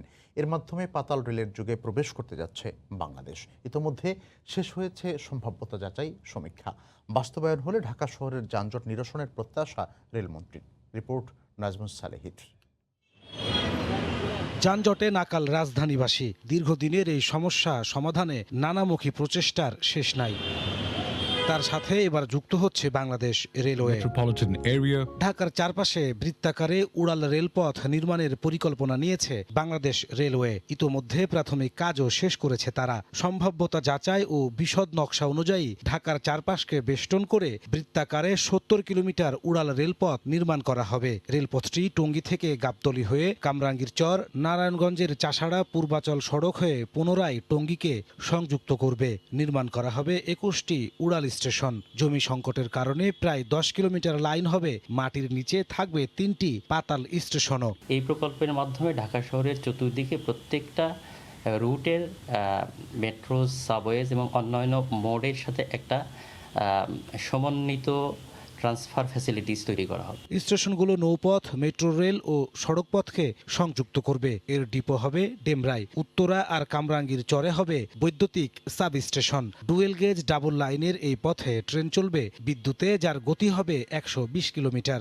প্রকল্পের সম্ভাব্য ব্যয় ধরা হয়েছে 70,000 কোটি টাকা। দক্ষিণ কোরিয়ার সঙ্গে ইতিমধ্যেই আমাদের পিপিপি যে অথরিটি আছে তাদের মধ্যে একটি এমএমও হয়েছে এবং এটা যদি আমাদের পাবলিক প্রাইভেট পার্টনারশিপের মাধ্যমে হয় সেভাবেও এটা হতে পারে। 4 থেকে 5 বছর সময় লাগবে এটা বাস্তবায়নের জন্য।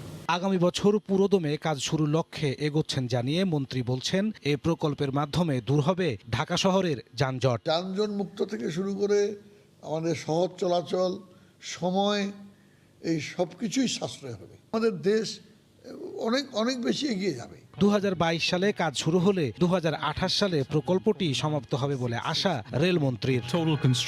নাজমুস সালেহি, সময় সংবাদ, ঢাকা।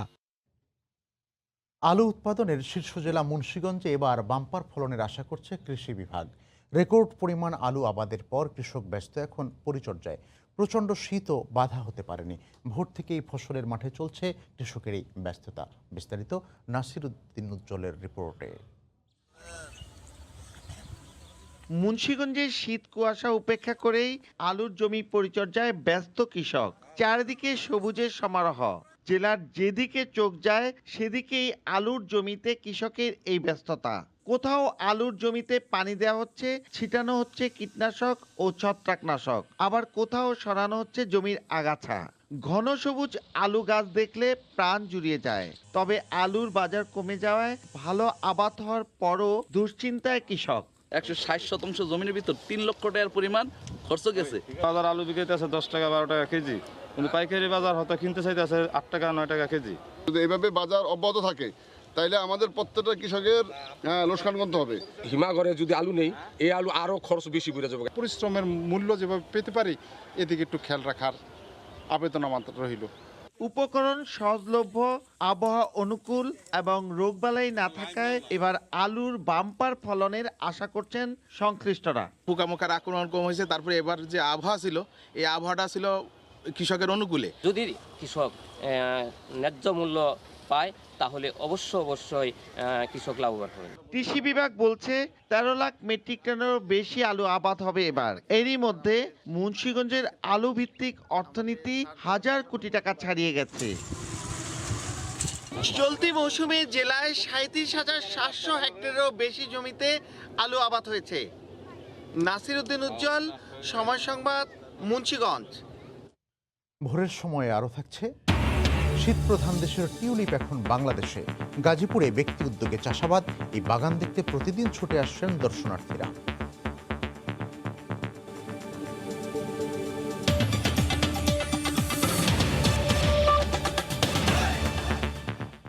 কয়েকশো প্রাণীর কঙ্কাল, অঙ্গ প্রত্যঙ্গ এবং ৩,০০০-এর বেশি উপকরণ নিয়ে যাত্রা শুরু করেছে দেশের একমাত্র অ্যানাটমি মিউজিয়াম।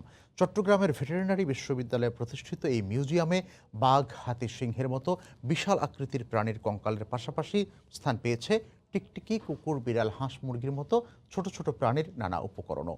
প্রাণী সম্পদ উন্নয়নে গবেষণার কাজ করবে এই মিউজিয়াম। সাখাওয়াত টিপুর ক্যামেরায় রিপোর্ট কমলদের। দেশের একমাত্র এই অ্যানাটমি মিউজিয়ামে হাতি, ঘোড়া, বাঘ, জিরাফ সহ অন্তত ৬০ প্রজাতির প্রাণীর কঙ্কাল রয়েছে। এছাড়া গবেষণার উপকরণ রয়েছে অন্তত ৩,০০০। আর এই গবেষণাগারের পাশাপাশি মিউজিয়াম ব্যবহার করে বাংলাদেশের প্রাণী সম্পদ উন্নয়নে বড় ধরনের ভূমিকা রাখতে পারবে শিক্ষার্থীরা। অ্যানাটমি মিউজিয়ামের দরজা খুলে ঢুকতেই চোখে পড়বে থরে থরে সাজানো নানা প্রাণী কঙ্কাল এবং অঙ্গ প্রত্যঙ্গ। আবার বোতলের জারে মানব শিশু থেকে শুরু করে বিভিন্ন প্রাণীর সংরক্ষণেরও ব্যবস্থা করা হয়েছে। শিক্ষা প্রতিষ্ঠান থেকেও শিক্ষার্থীরা এখানে আসছেন গবেষণার কাজে। অর্গানাইজড বেসিসে একটা শেখার জন্য এই মিউজিয়ামটা অনেক বেশি হেল্পফুল। প্রথম দিক দিয়ে যে আমরা অ্যানাটমিতে যে থিওরিটিক্যাল নলেজটা পাচ্ছি সেটা আমরা প্র্যাকটিক্যালিভাবে আমাদেরকে ডেভেলপ করার জন্য এই মিউজিয়ামটা আমাদের অনেক বেশি সাহায্য করে। 2017 সাল থেকে ৩,০০০ বর্গফুট জায়গার উপর শুরু হয় দেশের একমাত্র অ্যানাটমি মিউজিয়াম তৈরির কাজ। দেশীয় বিভিন্ন প্রাণীর পাশাপাশি চেষ্টা চলছে বিদেশি প্রাণীর কঙ্কাল এবং অঙ্গ প্রত্যঙ্গ সংগ্রহের। এখানে বিভিন্ন ধরনের প্রাণীর কঙ্কাল, তারপর মডেল, তারপর বিভিন্ন স্পেসিসের অর্গান আমরা ফরমালিন দ্বারা প্রিজার্ভ করে রাখছি। ভেটেরিনারি চিকিৎসকদের সব প্রাণীর বিষয় পৃথকভাবেই পড়তে হয়, তাই শিক্ষার্থীদের সুবিধার্থে মিউজিয়ামটিকে গবেষণাগার হিসেবেও ব্যবহারের সিদ্ধান্ত নিয়েছে বিশ্ববিদ্যালয় কর্তৃপক্ষ। ছাত্রদের জন্য কিন্তু শিক্ষণীয় ল্যাবরেটরি হিসাবে আমরা অ্যানাটমি মিউজিয়াম তৈরি করছি এবং পরবর্তী আমাদের মূল পরিকল্পনা আছে আমরা একটা স্টার্টিং একটা মিউজিয়াম তৈরি করব। অ্যানাটমি মিউজিয়ামটিতে গবেষণার সুবিধার্থে বিভিন্ন প্রাণীর 60টি কঙ্কাল, 30টি স্টেপ, রাসায়নিক পদ্ধতিতে সংরক্ষণ করা 500 অঙ্গ প্রত্যঙ্গ, 1000-এর বেশি হাড়, 75টি প্রাণীর মডেল রাখা হয়েছে। কমল দে, সময় সংবাদ, চট্টগ্রাম। গ্রামে হঠাৎ হরিণ ঢুকেছে, পিছু নিয়েছে কৌতূহলী লোকজন। ছুটতে ছুটতে একসময় ক্লান্ত হরিণটি ধরে ফেলে গ্রামবাসী। খবর পেয়ে পাশের বঙ্গবন্ধু শেখ মুজিব সাফারি পার্কে কর্তৃপক্ষ নিয়ে যায়। তারা বলছেন প্রাচীরের ভাঙা অংশ দিয়ে বেরিয়ে যায় হরিণটি। আগে পিছিয়ে 4 পা বেঁধে 10-12 জন হরিণ নিয়ে যাচ্ছে। একটু আগেই যে পুরো গ্রামে আতঙ্ক ছড়িয়েছিল, আর এই দৃশ্য দেখতে এলাকাবাসী আগ্রহ নিয়ে পিছু নিয়েছে। রোববার দুপুরে আচমকা হরিণ ছুটতে দেখে শ্রীপুরের কপাটিয়াপাড়া এলাকাবাসী। পরক্ষণে কৌতূহলী লোকজন পিছু নেয়। ধানক্ষেত জঙ্গল পেরিয়ে জয়নুদ্দিনের বাড়ির পাশে হরিণটি আটকা পড়ে। আতঙ্কিত গ্রামবাসী কাদা থেকে উদ্ধার করে পার্কে খবর দেয়। হরিণ দৌড় পেরে দেখতেছে লুজার হয়ে গেছে, পরে তারা আমরা সবাই মিল্লা ধরা ধরছে। হরিণ না ছাড়া তারা যদি বাঘ ছাড়া দিত তাহলে তো আমাদেরকে খায়া ফেলতো। সাফারি পার্কের হরিণ আমি লোক পাঠাচ্ছি, আপনারা একটু ধৈর্য ধরে যাতে হরিণটা না মরে সেদিকে দৃষ্টি রাখবেন। প্রাথমিক চিকিৎসা দেওয়ার পর পার্ক কর্তৃপক্ষ হরিণটি নিয়ে যায়। তারা জানান 3টি হরিণ জঙ্গল সাফারিতে ছাড়া হয়েছিল। পার্কে থাকা হরিণটি ভাঙা প্রাচীর দিয়ে বেরিয়ে যেতে পারে বলে ধারণা করছেন তারা। মাস্টার বাউন্ডারি 7 কিলোমিটার ভাঙা না, যেটা কাজ চলছে, ঠিক আছে, ওই অংশে 3টা হরিণ আমাদের আছে। পার্ক থেকে প্রায় 10 কিলোমিটার দূরের গ্রাম থেকে উদ্ধার হওয়া হরিণটি মাথা ও কানে আঘাত পেয়েছে। পার্কে বর্তমান শতাধিক হরিণ রয়েছে। রাজিবুল হাসান, সময় সংবাদ, গাজীপুর। বরিশালে মানসিক ভারসাম্যহীনদের সেবা যত্ন করে ভিন্নভাবে ভালোবাসা দিবস উদযাপন করেছেন উদ্যমী তরুণ তরুণীরা। অন্যদিকে গাজীপুরে অসহায় মানুষের মাঝে ফুল ও খাবার বিতরণ করে উদযাপন করা হয়েছে বসন্ত উৎসব। 14 ফেব্রুয়ারি সকাল থেকে ছোট ছোট দলে বিভক্ত হয়ে বরিশাল নগরীর বিভিন্ন স্থান থেকে মানসিক ভারসাম্যহীন মানুষদের সিটি কলেজ চত্বরে নিয়ে আসেন তরুণ তরুণীরা। পরে তাদের চুল দাড়ি কেটে গোসল করিয়ে নতুন পোশাক ও খাবার সরবরাহ করা হয়। গাজীপুরে 2 শতাধিক অসহায় ও প্রতিবন্ধীকে ফুল ও খাবার দিয়ে উদযাপন করা হয় ভালোবাসা দিবস ও বসন্ত উৎসব। এতে সন্তোষ প্রকাশ করেন তারা। শীতপ্রধান দেশের টিউলিপ এখন চাষ হচ্ছে বাংলাদেশে। দেলোয়ার হোসেন নামে এক উদ্যোক্তা একরকম চ্যালেঞ্জ নিয়েই উষ্ণ আবহাওয়ায় এই ফুল ফুটিয়েছেন। রাজস্বিক সৌন্দর্যের এই বাগান দেখতে প্রতিদিন দেশের বিভিন্ন জায়গা থেকে আসছেন দর্শনার্থীরা। জুনায়েদ রুবেলের ছবিতে রিপোর্ট রাজিবুল হাসানের। টকটকে লাল, গাঢ় হলুদ, আছে হালকা বেগুনি, পিঙ্ক সহ 6 রঙের বাহারি সৌন্দর্যের বিন্দেশি টিউলিপ। ফুলের দুনিয়ায় এ এক ভিন্ন স্বাদ, অন্যরকম অনুভূতি। পহেলা ফাল্গুন আর বিশ্ব ভালোবাসা দিবসে অনেকেই এসেছেন নেদারল্যান্ডের এই টিউলিপ দেখতে। মনের আনন্দে ফুলপ্রেমীরা ঘুরছেন মৌমিতা ফ্লাওয়ার্সে। এখানে এসে তো আমি খুব মুগ্ধ হয়ে গেলাম, এত সুন্দর কালার আর ফুলগুলো মাশাআল্লাহ অনেক সুন্দর। প্রথমবার বাংলাদেশে টিউলিপ দেখলাম, আমাদের দেশে কখনো হয়নি। আমি আমার আব্বু আম্মুর সাথে এখানে টিউলিপ ফুল দেখতে এসেছি। এই ওয়েদার তো টিউলিপের জন্য সুইটেবল না, মানে ওদের ঠান্ডা ওয়েদার দরকার। তো আমাদের এই ওয়েদারটাতে যে এই ভ্যারাইটিগুলো ওনারা প্রডিউস করতে পারছে, দ্যাটস অ্যামেজিং। সরকারি সহযোগিতা পেলে বাণিজ্যিকভাবে এটি বহির্বিশ্বে রপ্তানি করা সম্ভব বলে জানিয়েছেন উদ্যোক্তা। আমদানি ব্যয় অনেক বেশি। আমদানি ব্যয় হলো একটা বাল্ব আনতে 2 টাকা হলো আপনার প্রথমে কোয়ারেন্টাইনে ফি দিয়ে আবেদন করতে হয়। সরকার যদি ট্যাক্স কমিয়ে দেয় তাহলে আমরা অনেক বড় আকারে টিউলিপে চাষ করতে পারবো এবং টিউলিপ ফুল দেশের বাইরে রপ্তানি করতে পারবো। গাজীপুর, ঠাকুরগাঁও সহ চুয়াডাঙ্গায় দ্বিতীয়বারের মতো পরীক্ষামূলকভাবে 20,000 বাল্ব ফুটিয়েছেন গাজীপুরের দেলোয়ার। বসন্তের আগমনে প্রকৃতি খুলে দিয়েছে দক্ষিণা দুয়ার, বইছে ফাগুনের হাওয়া। শীতের রুক্ষতা কাটিয়ে ফুলে ফুলে রঙিন চারদিক। আর এই সময়ে ষড়ঋতুর বাংলাদেশে টিউলিপের আগমন শুধু বিস্ময়ই নয়, বরং নতুন স্বপ্ন দেখাচ্ছে দেশের ফুল চাষিদের। রাজিবুল হাসান, সময় সংবাদ, গাজীপুর। আবারও দেশের বাইরের খবর। ব্রিটেনে এ পর্যন্ত করোনার টিকা নিয়েছেন 1.5 কোটি মানুষ। এতে উচ্ছ্বাস প্রকাশ করেছেন ব্রিটিশ প্রধানমন্ত্রী বরিস জনসন। রোববার এক বিবৃতিতে এ মাইলফলক স্পর্শ করার কথা জানান তিনি। ব্রিটেনের ভ্যাকসিন কর্মসূচি এবং করোনা পরিস্থিতির সবশেষ খবর জানাতে এই মুহূর্তে লন্ডনে আছেন সহকর্মী শোয়েব কবির। আমরা সরাসরি তার কাছে যাচ্ছি। শোয়েব, সময় যত যাচ্ছে ততই কিন্তু মৃতের সংখ্যা কমে আসছে। সবশেষ একদিনে মারা গেছেন 24 ঘন্টা 258 জন। এ নিয়ে কিন্তু এখন পর্যন্ত মৃতের সংখ্যা ছাড়িয়েছে 1,20,000-এর বেশি। পাশাপাশি আক্রান্তের সংখ্যা কিন্তু প্রায় 10,000-এরও বেশি এবং এখন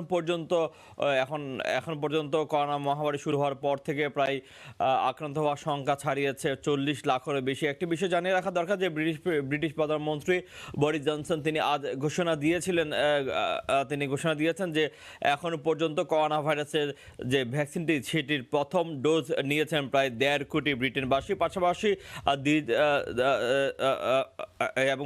দ্বিতীয় ডোজ নিয়েছেন প্রায় 5 লাখেরও বেশি ব্যক্তি। এবং যে সময়সীমা নির্ধারণ করা হয়েছিল যে 15 ফেব্রুয়ারি, তার একদিন আগে এই লক্ষ্যমাত্রায় পৌঁছে গিয়েছে ব্রিটিশ সরকার। আর তাই তারা কিছুটা হলো আশাবাদী যে নির্দিষ্ট সময়ের মধ্যে পুরো ব্রিটেনের সবাইকে, মানে আগামী সেপ্টেম্বরের মধ্যে হয়তো ব্রিটেনবাসী সবাইকে এই করোনা ভাইরাসের ভ্যাকসিন কার্যক্রমের আওতার মধ্যে নিয়ে আসতে পারবে। এবং সেই লক্ষ্যেই কিন্তু ব্রিটিশ সরকার কাজ করছে এবং তারই ধারাবাহিকতায় বেশ কয়েকটি সেন্টারকে 24 ঘন্টা টিকা কার্যক্রম প্রদানের জন্য তারা প্রস্তুত করেছে এবং সেটি হয়তো এই মাস থেকে হয়তো তারা চালু করতে যাচ্ছে। পাশাপাশি ভ্যাকসিন নিয়েও কিন্তু তারা বেশ কিছু পরীক্ষামূলক বেশ কিছু কার্যক্রম তারা চালু করেছে। ইতিমধ্যে যে ফাইজার এবং অক্সফোর্ডের যে দুটি ভ্যাকসিন রয়েছে, এই ভ্যাকসিন মিক্সিং যে প্রক্রিয়া, এই প্রক্রিয়া নিয়ে তারা পরীক্ষামূলক কার্যক্রম তারা চালু করেছে এবং এর ফলে যদি ইতিবাচক ফল আসে তাহলে হয়তো যে কোনো ব্যক্তি যে কোনো ভ্যাকসিন নিলে প্রথম ডোজ হয়তো অক্সফোর্ড নিলে এবং দ্বিতীয় যে ডোজ রয়েছে সেটি হয় যদি ফাইজার নেয় তাহলে হয়তো তার কোনো সমস্যা হবে না। পাশাপাশি অক্সফোর্ডে যে ভ্যাকসিনটি রয়েছে এই ভ্যাকসিনটি শিশুদের শরীরে প্রয়োগের ক্ষেত্রেও তারা পরীক্ষামূলক কার্যক্রম চালু করতে যাচ্ছে। আর একটা বিষয়ে আপনার জানিয়ে রাখা দরকার যে ব্রিটিশ সরকার কিন্তু বেশ শঙ্কিত হয়ে রয়েছে যে করোনা যে নতুন বৈশিষ্ট্যের যে শনাক্ত রয়েছেন এবং করোনার যে নতুন বৈশিষ্ট্য যেন আবার ব্রিটেনে ছড়িয়ে না পড়ে এবং সংক্রমিত না হয়, সেই ক্ষেত্রে কিন্তু ব্রিটিশ সরকার ভ্রমণ নিষেধাজ্ঞা চালু করেছে বেশ কয়েক সপ্তাহ ধরে। তবে সময় যত যাচ্ছে তারা কিন্তু এই ভ্রমণ নিষেধাজ্ঞার উপর নতুন কঠোর শর্ত তারা জুড়ে দিচ্ছে এবং এর ধারাবাহিকতায় 15 ফেব্রুয়ারি থেকে তারা বিশ্বের প্রায় 33টা দেশের সাথে 33টা দেশ থেকে কেউ যদি ব্রিটেনে যদি আসেন তবে তাকে অবশ্যই বাধ্যতামূলকভাবে হোটেল কোয়ারেন্টাইন থাকতে হবে এবং হোটেল কোয়ারেন্টাইন বাবদ তাকে গুনতে হবে 1750 পাউন্ডের মতন। এবং আরেকটি বিষয় যেটি বেশ ভাবিয়ে তুলেছে সেটি হলো যদি এই কোয়ারেন্টাইনের শর্ত যদি না মানে তবে তাকে 10,000 পাউন্ড পর্যন্ত জরিমানা এবং 10 বছরের পর্যন্ত জেল হতে পারে। এখন আমরা যদি একটু আপনাদেরকে জানিয়ে রাখতে চাই, এই যে অনবরত যে লকডাউন, প্রায় তৃতীয় দফার যে লকডাউন চলছে এবং এই লকডাউনের ফলে কিন্তু ব্রিটেনের যে অর্থনীতি সেটাও কিন্তু অনেকটা পঙ্গু হওয়ার পথে। আর তাই ব্রিটিশ প্রধানমন্ত্রী বরিস জনসন এই লকডাউন যত দ্রুত সম্ভব তিনি তুলে নেওয়ার পক্ষে কিন্তু কাজ করে যাচ্ছেন। তারই ধারাবাহিকতায় হয়তো আগামী 22 ফেব্রুয়ারি এই লকডাউনের শিথিলতার ক্ষেত্রে হয়তো একটি ঘোষণা আসতে পারে। তবে বিজ্ঞানীরা বলছেন যে এই লকডাউন শিথিলতার ক্ষেত্রে যদি ব্রিটিশ সরকার তাড়াহুড়ো করে বসেন তবে হয়তো তৃতীয়বারের মতন করোনার ভয়াল থাবা বসাতে পারে কিনা সেটি ক্ষেত্রেও কিন্তু নতুন করে প্রশ্ন উঠেছে। তবে ব্রিটিশ বেশ কয়েকজন ব্রিটিশ এমপিরা চাচ্ছেন যে এই লকডাউন যাতে খুব দ্রুতই যাতে শিথিল করা হয়। তবে পররাষ্ট্রমন্ত্রী ম্যাট হ্যানকক তিনি বলেছেন যে তারা এখনও হয়তো এই লকডাউন শিথিল করার ক্ষেত্রে হয়তো তেমন কোনো সিদ্ধান্ত নিতে যাচ্ছে না, ধীরে ধীরে হয়তো এই লকডাউন তুলে ফেলা হবে। তারই ধারাবাহিকতায় হয়তো আগামী 8 মার্চ থেকে হয়তো খুলে দেওয়া হতে পারে স্কুল এবং শিক্ষা প্রতিষ্ঠানগুলো এবং এপ্রিলের মাঝামাঝি গিয়ে হয়তো স্বাভাবিক অবস্থায় ফিরে আসতে পারে ব্রিটেন, যদি করোনা ভাইরাসের সংক্রমণ যদি নতুনভাবে যে সংক্রমণ যেটি রয়েছে সেটি যদি আর সংক্রমিত না হয়। পাশাপাশি আপনাকে আরেকটি বিষয় জানিয়ে রাখা দরকার যে করোনা ভাইরাসের দ্বিতীয় যে ভয়াল থাবায়, এই ভয়াল থাবায় কিন্তু বেশ ক্ষতিগ্রস্ত হয়েছে ব্ল্যাক এথনিক মাইনরিটি। যেমন আমাদের এশিয়ান যে কমিউনিটি রয়েছেন, বাংলাদেশি, পাকিস্তানি, ইন্ডিয়ান এবং ভারতীয় যে সম্প্রদায় রয়েছেন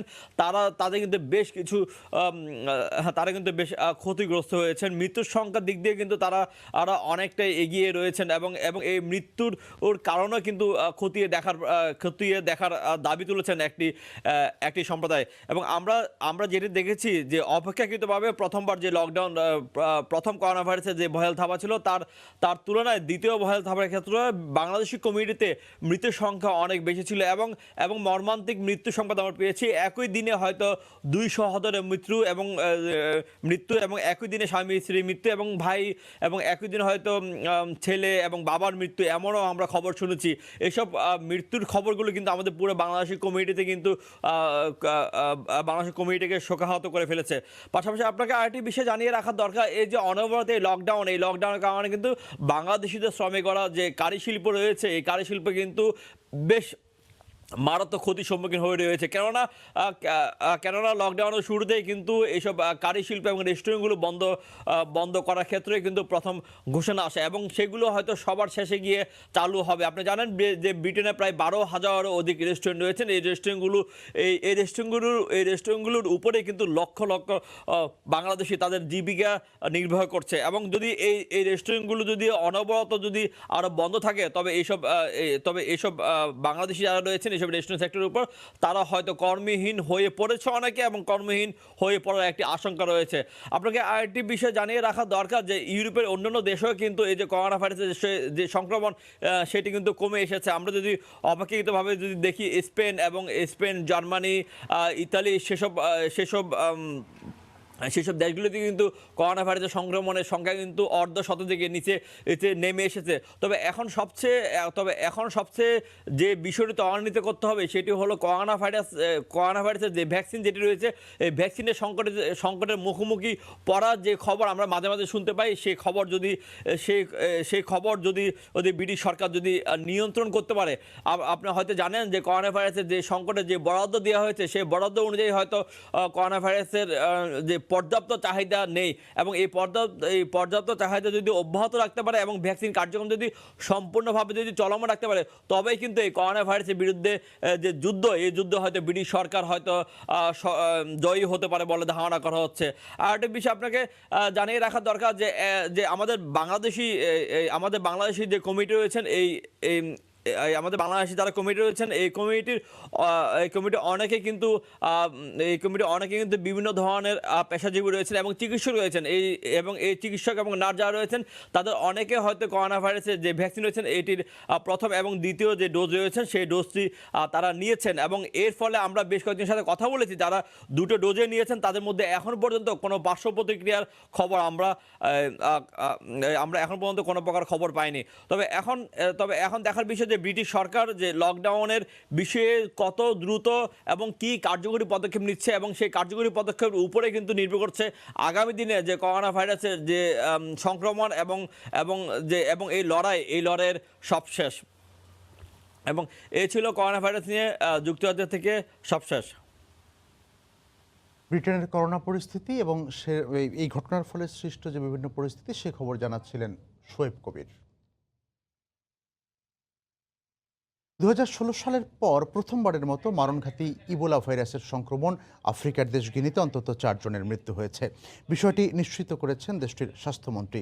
স্থানীয় গণমাধ্যমের বরাতে আন্তর্জাতিক গণমাধ্যম জানায় দেশটির দক্ষিণ পূর্বাঞ্চলে স্থানীয় এক নার্সের শেষকৃত্যানুষ্ঠানে যোগ দেওয়ার পর থেকেই বেশ কয়েকজন অসুস্থ হয়ে পড়ে।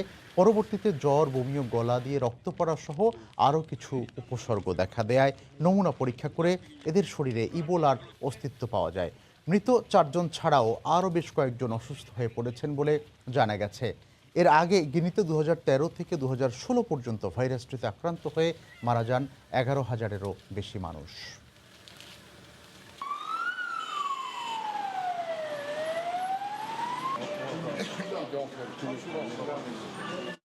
যুক্তরাষ্ট্র জুড়ে ভারী তুষারপাত অব্যাহত রয়েছে, সেই সঙ্গে অব্যাহত রয়েছে তীব্র তুষারঝড়।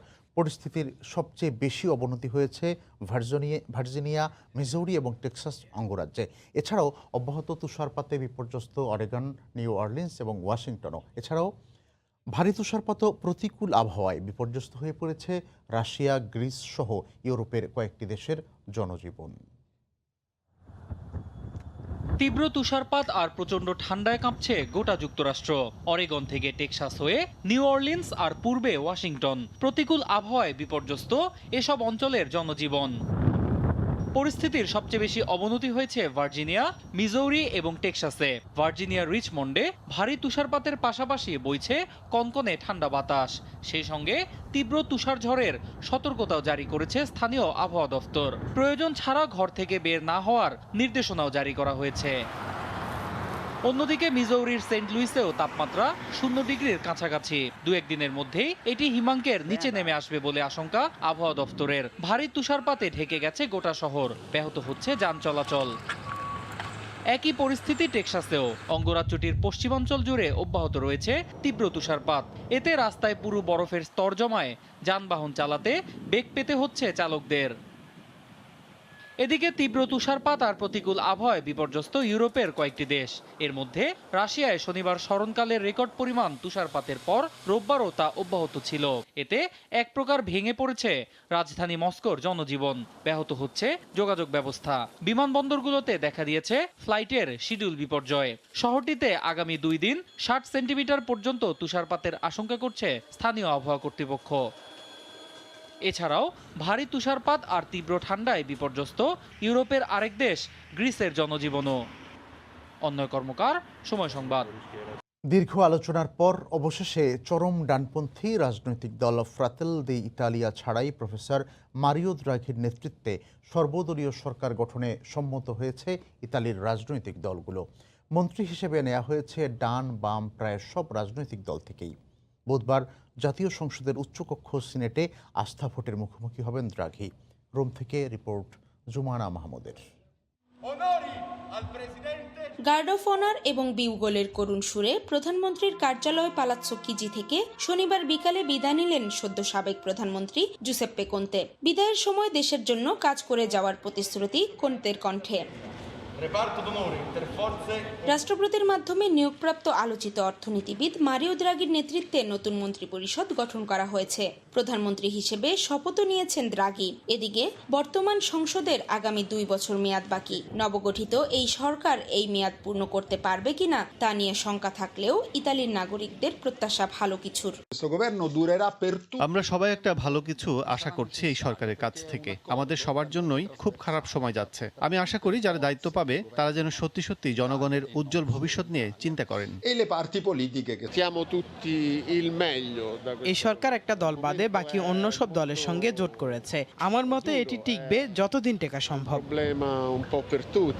নতুন মন্ত্রিপরিষদে 8 জন টেকনোক্রেট মন্ত্রী সহ 23 জন সদস্য রয়েছেন। জুমানা মাহমুদ, সময় সংবাদ, রোম, ইতালি। নিজেদের দ্বিতীয় সন্তানের আগমনী বার্তা জানিয়েছেন ব্রিটিশ প্রিন্স হ্যারি ও তার স্ত্রী মেগান মার্কেল। রোববার এই তথ্য জানান তাদের ব্যক্তিগত মুখপাত্র। এক বিবৃতিতে ডিউক এবং ডাচেস অফ সাসেক্স জানান, দ্বিতীয় সন্তানের আগমনী বার্তা জানতে পেরে তারা উচ্ছ্বসিত। একই সঙ্গে বিবৃতিতে নিজেদের একটি সাদাকালো ছবিও প্রকাশ করেন তারা। এর আগে গেল নভেম্বরে ব্রিটিশ রাজপরিবারের প্রথা ভেঙে গর্ভে দ্বিতীয় সন্তানের ভ্রূণ নষ্ট হয়ে যাওয়ার খবর জানান মেগান। হ্যারি ও মেগানের প্রথম সন্তান ছেলে আর্চি মাউন্টব্যাটেন উইন্ডসরের বয়স 1 বছর 9 মাস। কল্পবিজ্ঞানের কোনো বই অথবা সিনেমার পর্দা নয়, বাস্তবেই বৈদ্যুতিক ব্যাটারির মতো কাজ করতে যাচ্ছে মানুষের শরীর। শুনতে অবিশ্বাস্য হলেও এই অভাবনীয় প্রযুক্তির বিকাশে কাজ করছেন যুক্তরাষ্ট্রের কলোরাডো বোল্ডার বিশ্ববিদ্যালয়ের একদল গবেষক। তারা এমন একটি যন্ত্র আবিষ্কার করেছেন যা আংটি কিংবা ব্রেসলেটের মতো পরলেই সেটি মানবদেহকে পরিণত করবে জৈব ব্যাটারিতে এবং দেহ থেকে উৎপাদন করবে বিদ্যুৎ। প্রযুক্তির হাত ধরে একে একে বাজারে এসেছে বিভিন্ন স্মার্ট যন্ত্র, সহজ হয়েছে মানুষের জীবনযাপন। তবে এই যন্ত্রে ব্যবহৃত ব্যাটারির কারণে পরিবেশে বেড়েছে দূষণকারী পদার্থের পরিমাণ। এই সমস্যা সমাধানে একের পর এক গবেষণাও চলছে। এবার সেই গবেষণায় নতুন মোড় নিয়ে এসেছেন যুক্তরাষ্ট্রের কলোরাডো বোল্ডার বিশ্ববিদ্যালয়ের কয়েকজন গবেষক। ব্যবহৃত যন্ত্র চার্জ দিতে মানুষের শরীর থেকেই বিদ্যুৎ উৎপাদনের প্রযুক্তি উদ্ভাবন করেছেন তারা। এতে কেবল পরিবেশ দূষণের মাত্রাই নয়, কমবে খরচও।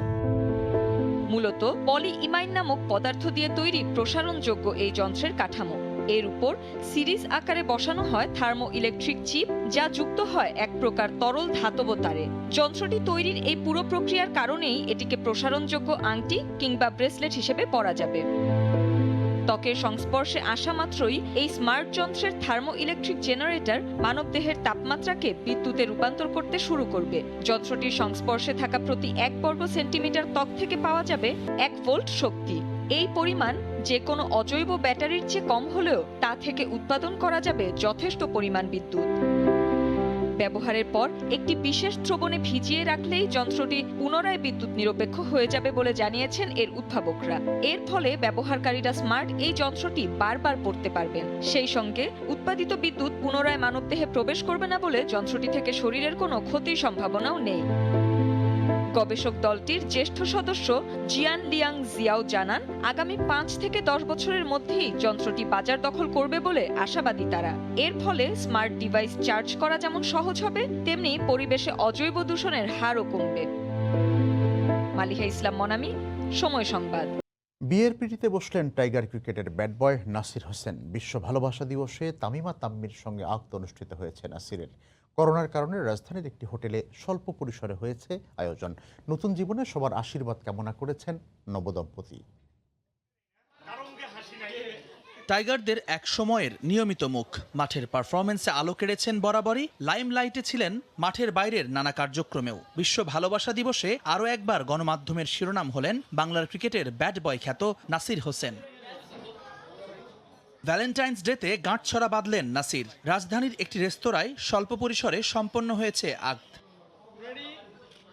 নাসিরের জীবন সঙ্গিনীর নাম তামিমা তাম্মি, পেশায় বিমানের কেবিন ক্রু, কর্তব্যরত আছেন সৌদি এয়ারলাইন্সে। আক্ত শেষে জীবনের নতুন ইনিংসের জন্য সবার কাছে দোয়া চেয়েছেন নবদম্পতি। আমরা আক্ত করলাম, আমার বউ আর কি, যে যার নাম তামিমা সুলতানা। তো ইনশাল্লাহ আপনারা আমাদের জন্য দোয়া করবেন, আর আমরা যাতে পরবর্তী লাইফ অনেক ভালো কাটে এবং আমরা সুখে শান্তিতে বসবাস করতে পারি, সেটার জন্য আপনারা সবাই দোয়া করবেন আমাদের জন্য। Thank you. সবাই আমাদের জন্য দোয়া করবেন। পারিবারিকভাবে আরও আগ থেকেই সব ঠিক করা ছিল, তবে মহামারী করোনার কারণে আগটা হয়েছে বেশ সাদামাটাভাবে। তবে বিবাহোত্তর সংবর্ধনাটা হবে জোরে সোরেই। 20 ফেব্রুয়ারি এই অনুষ্ঠানের আগে গায়ে হলুদের আনুষ্ঠানিকতাও সারা হবে 17 তারিখে। জুম্মান সাদিক, জ্যাভলিন, সময় সংবাদ। উইন্ডিজের কাছে হোয়াইট ওয়াশ হওয়ায় হতাশ টাইগার সমর্থকরা। সাদা পোশাকে দীর্ঘদিন খেলার পরও এমন পারফরমেন্স মেনে নিতে পারছেন না তারা। দল নির্বাচনে নির্বাচকদের ভূমিকা নিয়েও প্রশ্ন তুলেছেন সমর্থকরা। আসন্ন সিরিজগুলোর আগে টাইগাররা নিজেদের ভুল শুধরে নেবেন, এমনটাই প্রত্যাশা তাদের। অবশ্যই হতাশ, কারণ বাংলাদেশ ওয়েস্ট ইন্ডিজের মতো এইরকম সি গ্রেডের একটা টিমের সাথে হেরে গেল, এবং আমরা আশা করেছিলাম যে হয়তো আমরা এখান থেকে আরও ভালো কিছু, যে আমাদের নতুন কিছু প্লেয়ার আসছে তাদের থেকে আরও ভালো পারফর্ম পাবো এবং আমাদের সিনিয়র প্লেয়ার দায়িত্ব নিয়ে খেলবে। কিন্তু এইভাবে দায়িত্বহীনতা খেলে যে আমরা এই টিমের সাথে হারলাম, তাহলে আমার কাছে মনে হচ্ছে বাংলাদেশ টিম উন্নতিটা আমরা কোথায় করলাম। আমরা স্পিনে নির্ভর, ঢাকা লিগ হোক, ন্যাশনাল টিমের প্র্যাকটিস হোক, আমাদের টিমে স্পিনার বেশি, আর আমরা ম্যাক্সিমাম উইকেট দিছি টপ অর্ডাররা পেস বোলারদের। পেস বলে আমরা খুবই উইক। বাংলাদেশের প্রথমে শুরু থেকে শেষ দিকে আজকে যে খেলাটা দিল, জিতার আশা ছিল, কিন্তু শেষ দিক দিয়ে হারার কথাটা ভাবতে পারিনি। বাংলাদেশের টিম কম্বিনেশনটা এই মুহূর্তে ঠিক নেই। টিম ম্যানেজমেন্টের এই বিষয়গুলো অবশ্যই খেয়াল রাখা দরকার, কারণ পরবর্তীতে আমাদের নিউজিল্যান্ড সহ অন্যান্য প্রতিপক্ষের সাথে পরবর্তী সিরিজগুলো আছে যেগুলি আরও কঠিন হবে। সো এই বিষয়গুলো এখন ফাইন্ড আউট না করতে পারলে ইন ফিউচারে বাংলাদেশ ক্রিকেট টিম আরও খারাপ বিপর্যয় করবে, যেটা আমাদের ওভারঅল ক্রিকেটের জন্য একটি খারাপ ফলাফল বয়ে আনবে। মুজিব শতবর্ষ উপলক্ষে রাজধানীর ওয়ারিতে কৃতি শিক্ষার্থী সংবর্ধনা ও ব্যাডমিন্টন টুর্নামেন্ট অনুষ্ঠিত হয়েছে। টুর্নামেন্টের ফাইনালে ওয়ারি ব্রাদার্সকে হারিয়ে চ্যাম্পিয়ন হয়েছে সাইলেন্ট কিলার।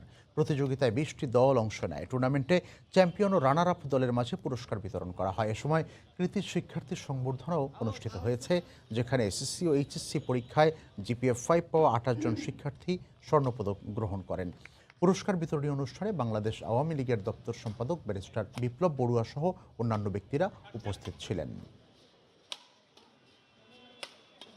জনাব সাবেক ছাত্রলীগের সাবেক ছাত্রনেতা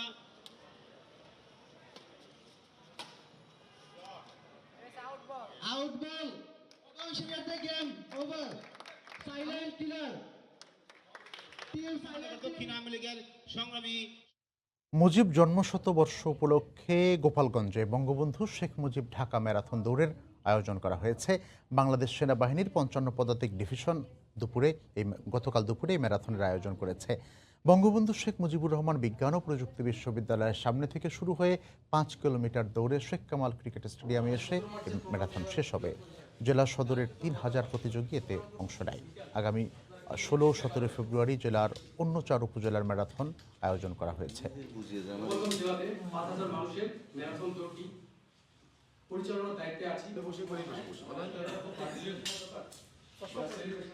আগামীকাল 15 ফেব্রুয়ারি রোজ সোমবার বিকাল 3টায় ম্যারাথন দৌড়টির উদ্বোধনী অনুষ্ঠান। মাত্র 15 দিনে দেশের সব কয়টি জেলা ঘুরে আসা খুব সহজ কাজ নয়। তারপরও মোটরসাইকেলে করে ভ্রমণ করাটা বেশ ঝুঁকিপূর্ণ বটে। একজন নারী বাইক চালক যদি এমন কীর্তি করেন তাহলে তো বাহবা দেওয়ার বিষয়ও বটে। মানিকগঞ্জের মেয়ে সুজাতা করেছেন এমন দুঃসাধ্য কাজ। এর আগেও টেকনাফ থেকে তেঁতুলিয়ায় ভ্রমণের রেকর্ড রয়েছে তার। মানিকগঞ্জ থেকে ইউসুফ আলীর তথ্য ছবি নিয়ে রিপোর্ট। মানিকগঞ্জের সিংগাইর উপজেলার জামসা ইউনিয়নের সুজাতা ইতোমধ্যে তার নাম ছড়িয়ে পড়েছে দেশ বিদেশের অনেক জায়গায়। শখের বশে বাড়ির আশপাশে বাইক চালানোর গণ্ডি পেরিয়ে তিনি ঘুরে এসেছেন পুরো দেশ। চলতি বছরের 20 জানুয়ারি সুজাতার যাত্রা শুরু হয় 64 জেলা ভ্রমণের উদ্দেশ্যে। 3রা ফেব্রুয়ারি পর্যন্ত মাত্র 15 দিনে সব কয়টি জেলায় ঘুরে আসেন। প্রমাণ হিসেবে সার্কিট হাউসগুলোর সামনে গিয়ে ক্যামেরাবন্দি করেন নিজেকে। তবে শুধু জেলা সদরই নয়, প্রতিটি জেলার দর্শনীয় জায়গাও ঘুরে আসেন তিনি। প্রথম দিনই পাড়ি দেন 500 কিলোমিটার রাস্তা। এটাই বাংলাদেশে প্রথম কোনো নারী বাইকার মাত্র 15 দিনে 64 জেলা কমপ্লিট করেছে, সেটা হচ্ছে আমি। বাংলাদেশে ওই হচ্ছে প্রথম পেইড ডগ পোষা প্রাণী যে কিনা 64 জেলা এবং প্লাস টেকনাফ থেকে তেঁতুলিয়া বাইকে করে রাইড করেছে। দীর্ঘদিন ধরে বাইক চালানোয় অনেকের কাছেই পরিচিত সুজাতা। পড়াশোনা করেছেন ঢাকার একটি বেসরকারি বিশ্ববিদ্যালয়ে। পুলিশ বিভাগের চাকরি ছেড়ে আপাতত বাড়িতে থাকলেও বাইকের টান এড়াতে পারেন না। সুজাতার মা নিজেও মোটরসাইকেলে চলাফেরা করেন। শৈশবে মায়ের সঙ্গে ঘুরতে গিয়ে শখের অনুষঙ্গ হয়ে ওঠে মোটর বাইক। মেয়ে মাত্র 10 বছর বয়সে চালানো শেখেন। প্রশংসা পেয়েছেন এলাকাবাসীর কাছ থেকেও। সে ছোটবেলা থেকেই খুব বাইক প্রেমিক। আমাদের নিয়েও ঘুরতো মোটর সাইকেলে, যেটা একটা ছেলে পারে নাই সেটাও মেয়ে হয়ে সে দেখাই দিয়েছে। আমারও ইচ্ছা যে আমার মেয়ে এইভাবে আগাক, মোটর সাইকেলের প্রতি, মোটর সাইকেল নিয়েও ঘোরাফেরা করুক। এর আগে টেকনাফ থেকে যাত্রা শুরু করে মাত্র 28 ঘন্টা সময় নিয়ে তিনি পৌঁছে যান দেশের অন্য প্রান্ত তেঁতুলিয়ায়। সময় সংবাদ, মানিকগঞ্জ। ভোরের সময়ের শীর্ষ সংবাদ জানিয়ে দিচ্ছি আরেকবার। চতুর্থ ধাপের পৌর নির্বাচনেও আওয়ামী লীগ প্রার্থীদের জয় জয়কার। 55টির মধ্যে বিএনপি একটিতে, বিদ্রোহী 4টিতেও স্থগিত রয়েছে 2টি। অর্থনৈতিক কর্মকাণ্ডে যুক্ত করা হচ্ছে ভাষাঞ্চলের রোহিঙ্গাদের। মিয়ানমারে ফিরে গিয়ে উন্নত জীবনের পথ খুঁজে পেতে সরকারি বেসরকারি উদ্যোগে প্রশিক্ষণ। মৎস্য ব্যবসার আড়ালে ইয়াবাই মূল ব্যবসা, মাদক সিন্ডিকেটে জড়িত জনপ্রতিনিধি সহ প্রভাবশালীরা, তৎপর আইন শৃঙ্খলা রক্ষা বাহিনী। কোটি টাকার প্রকল্প ঢালা হয়েছে জেগে ওঠা চরে। নওগাঁয় গুচ্ছ গ্রামের নামে অর্থ লোপাটের অভিযোগ। বছর না পেরোতেই ধসে পড়েছে বেশিরভাগ ঘর। এবং যুক্তরাষ্ট্র জুড়ে ভারী তুষারপাত অব্যাহত। ভার্জিনিয়া, মিজৌরি এবং টেক্সাসে পরিস্থিতির অবনতি। ইউরোপেও জনজীবন বিপর্যস্ত। এই ছিল ভোরের সময়ে, সঙ্গে থাকুন।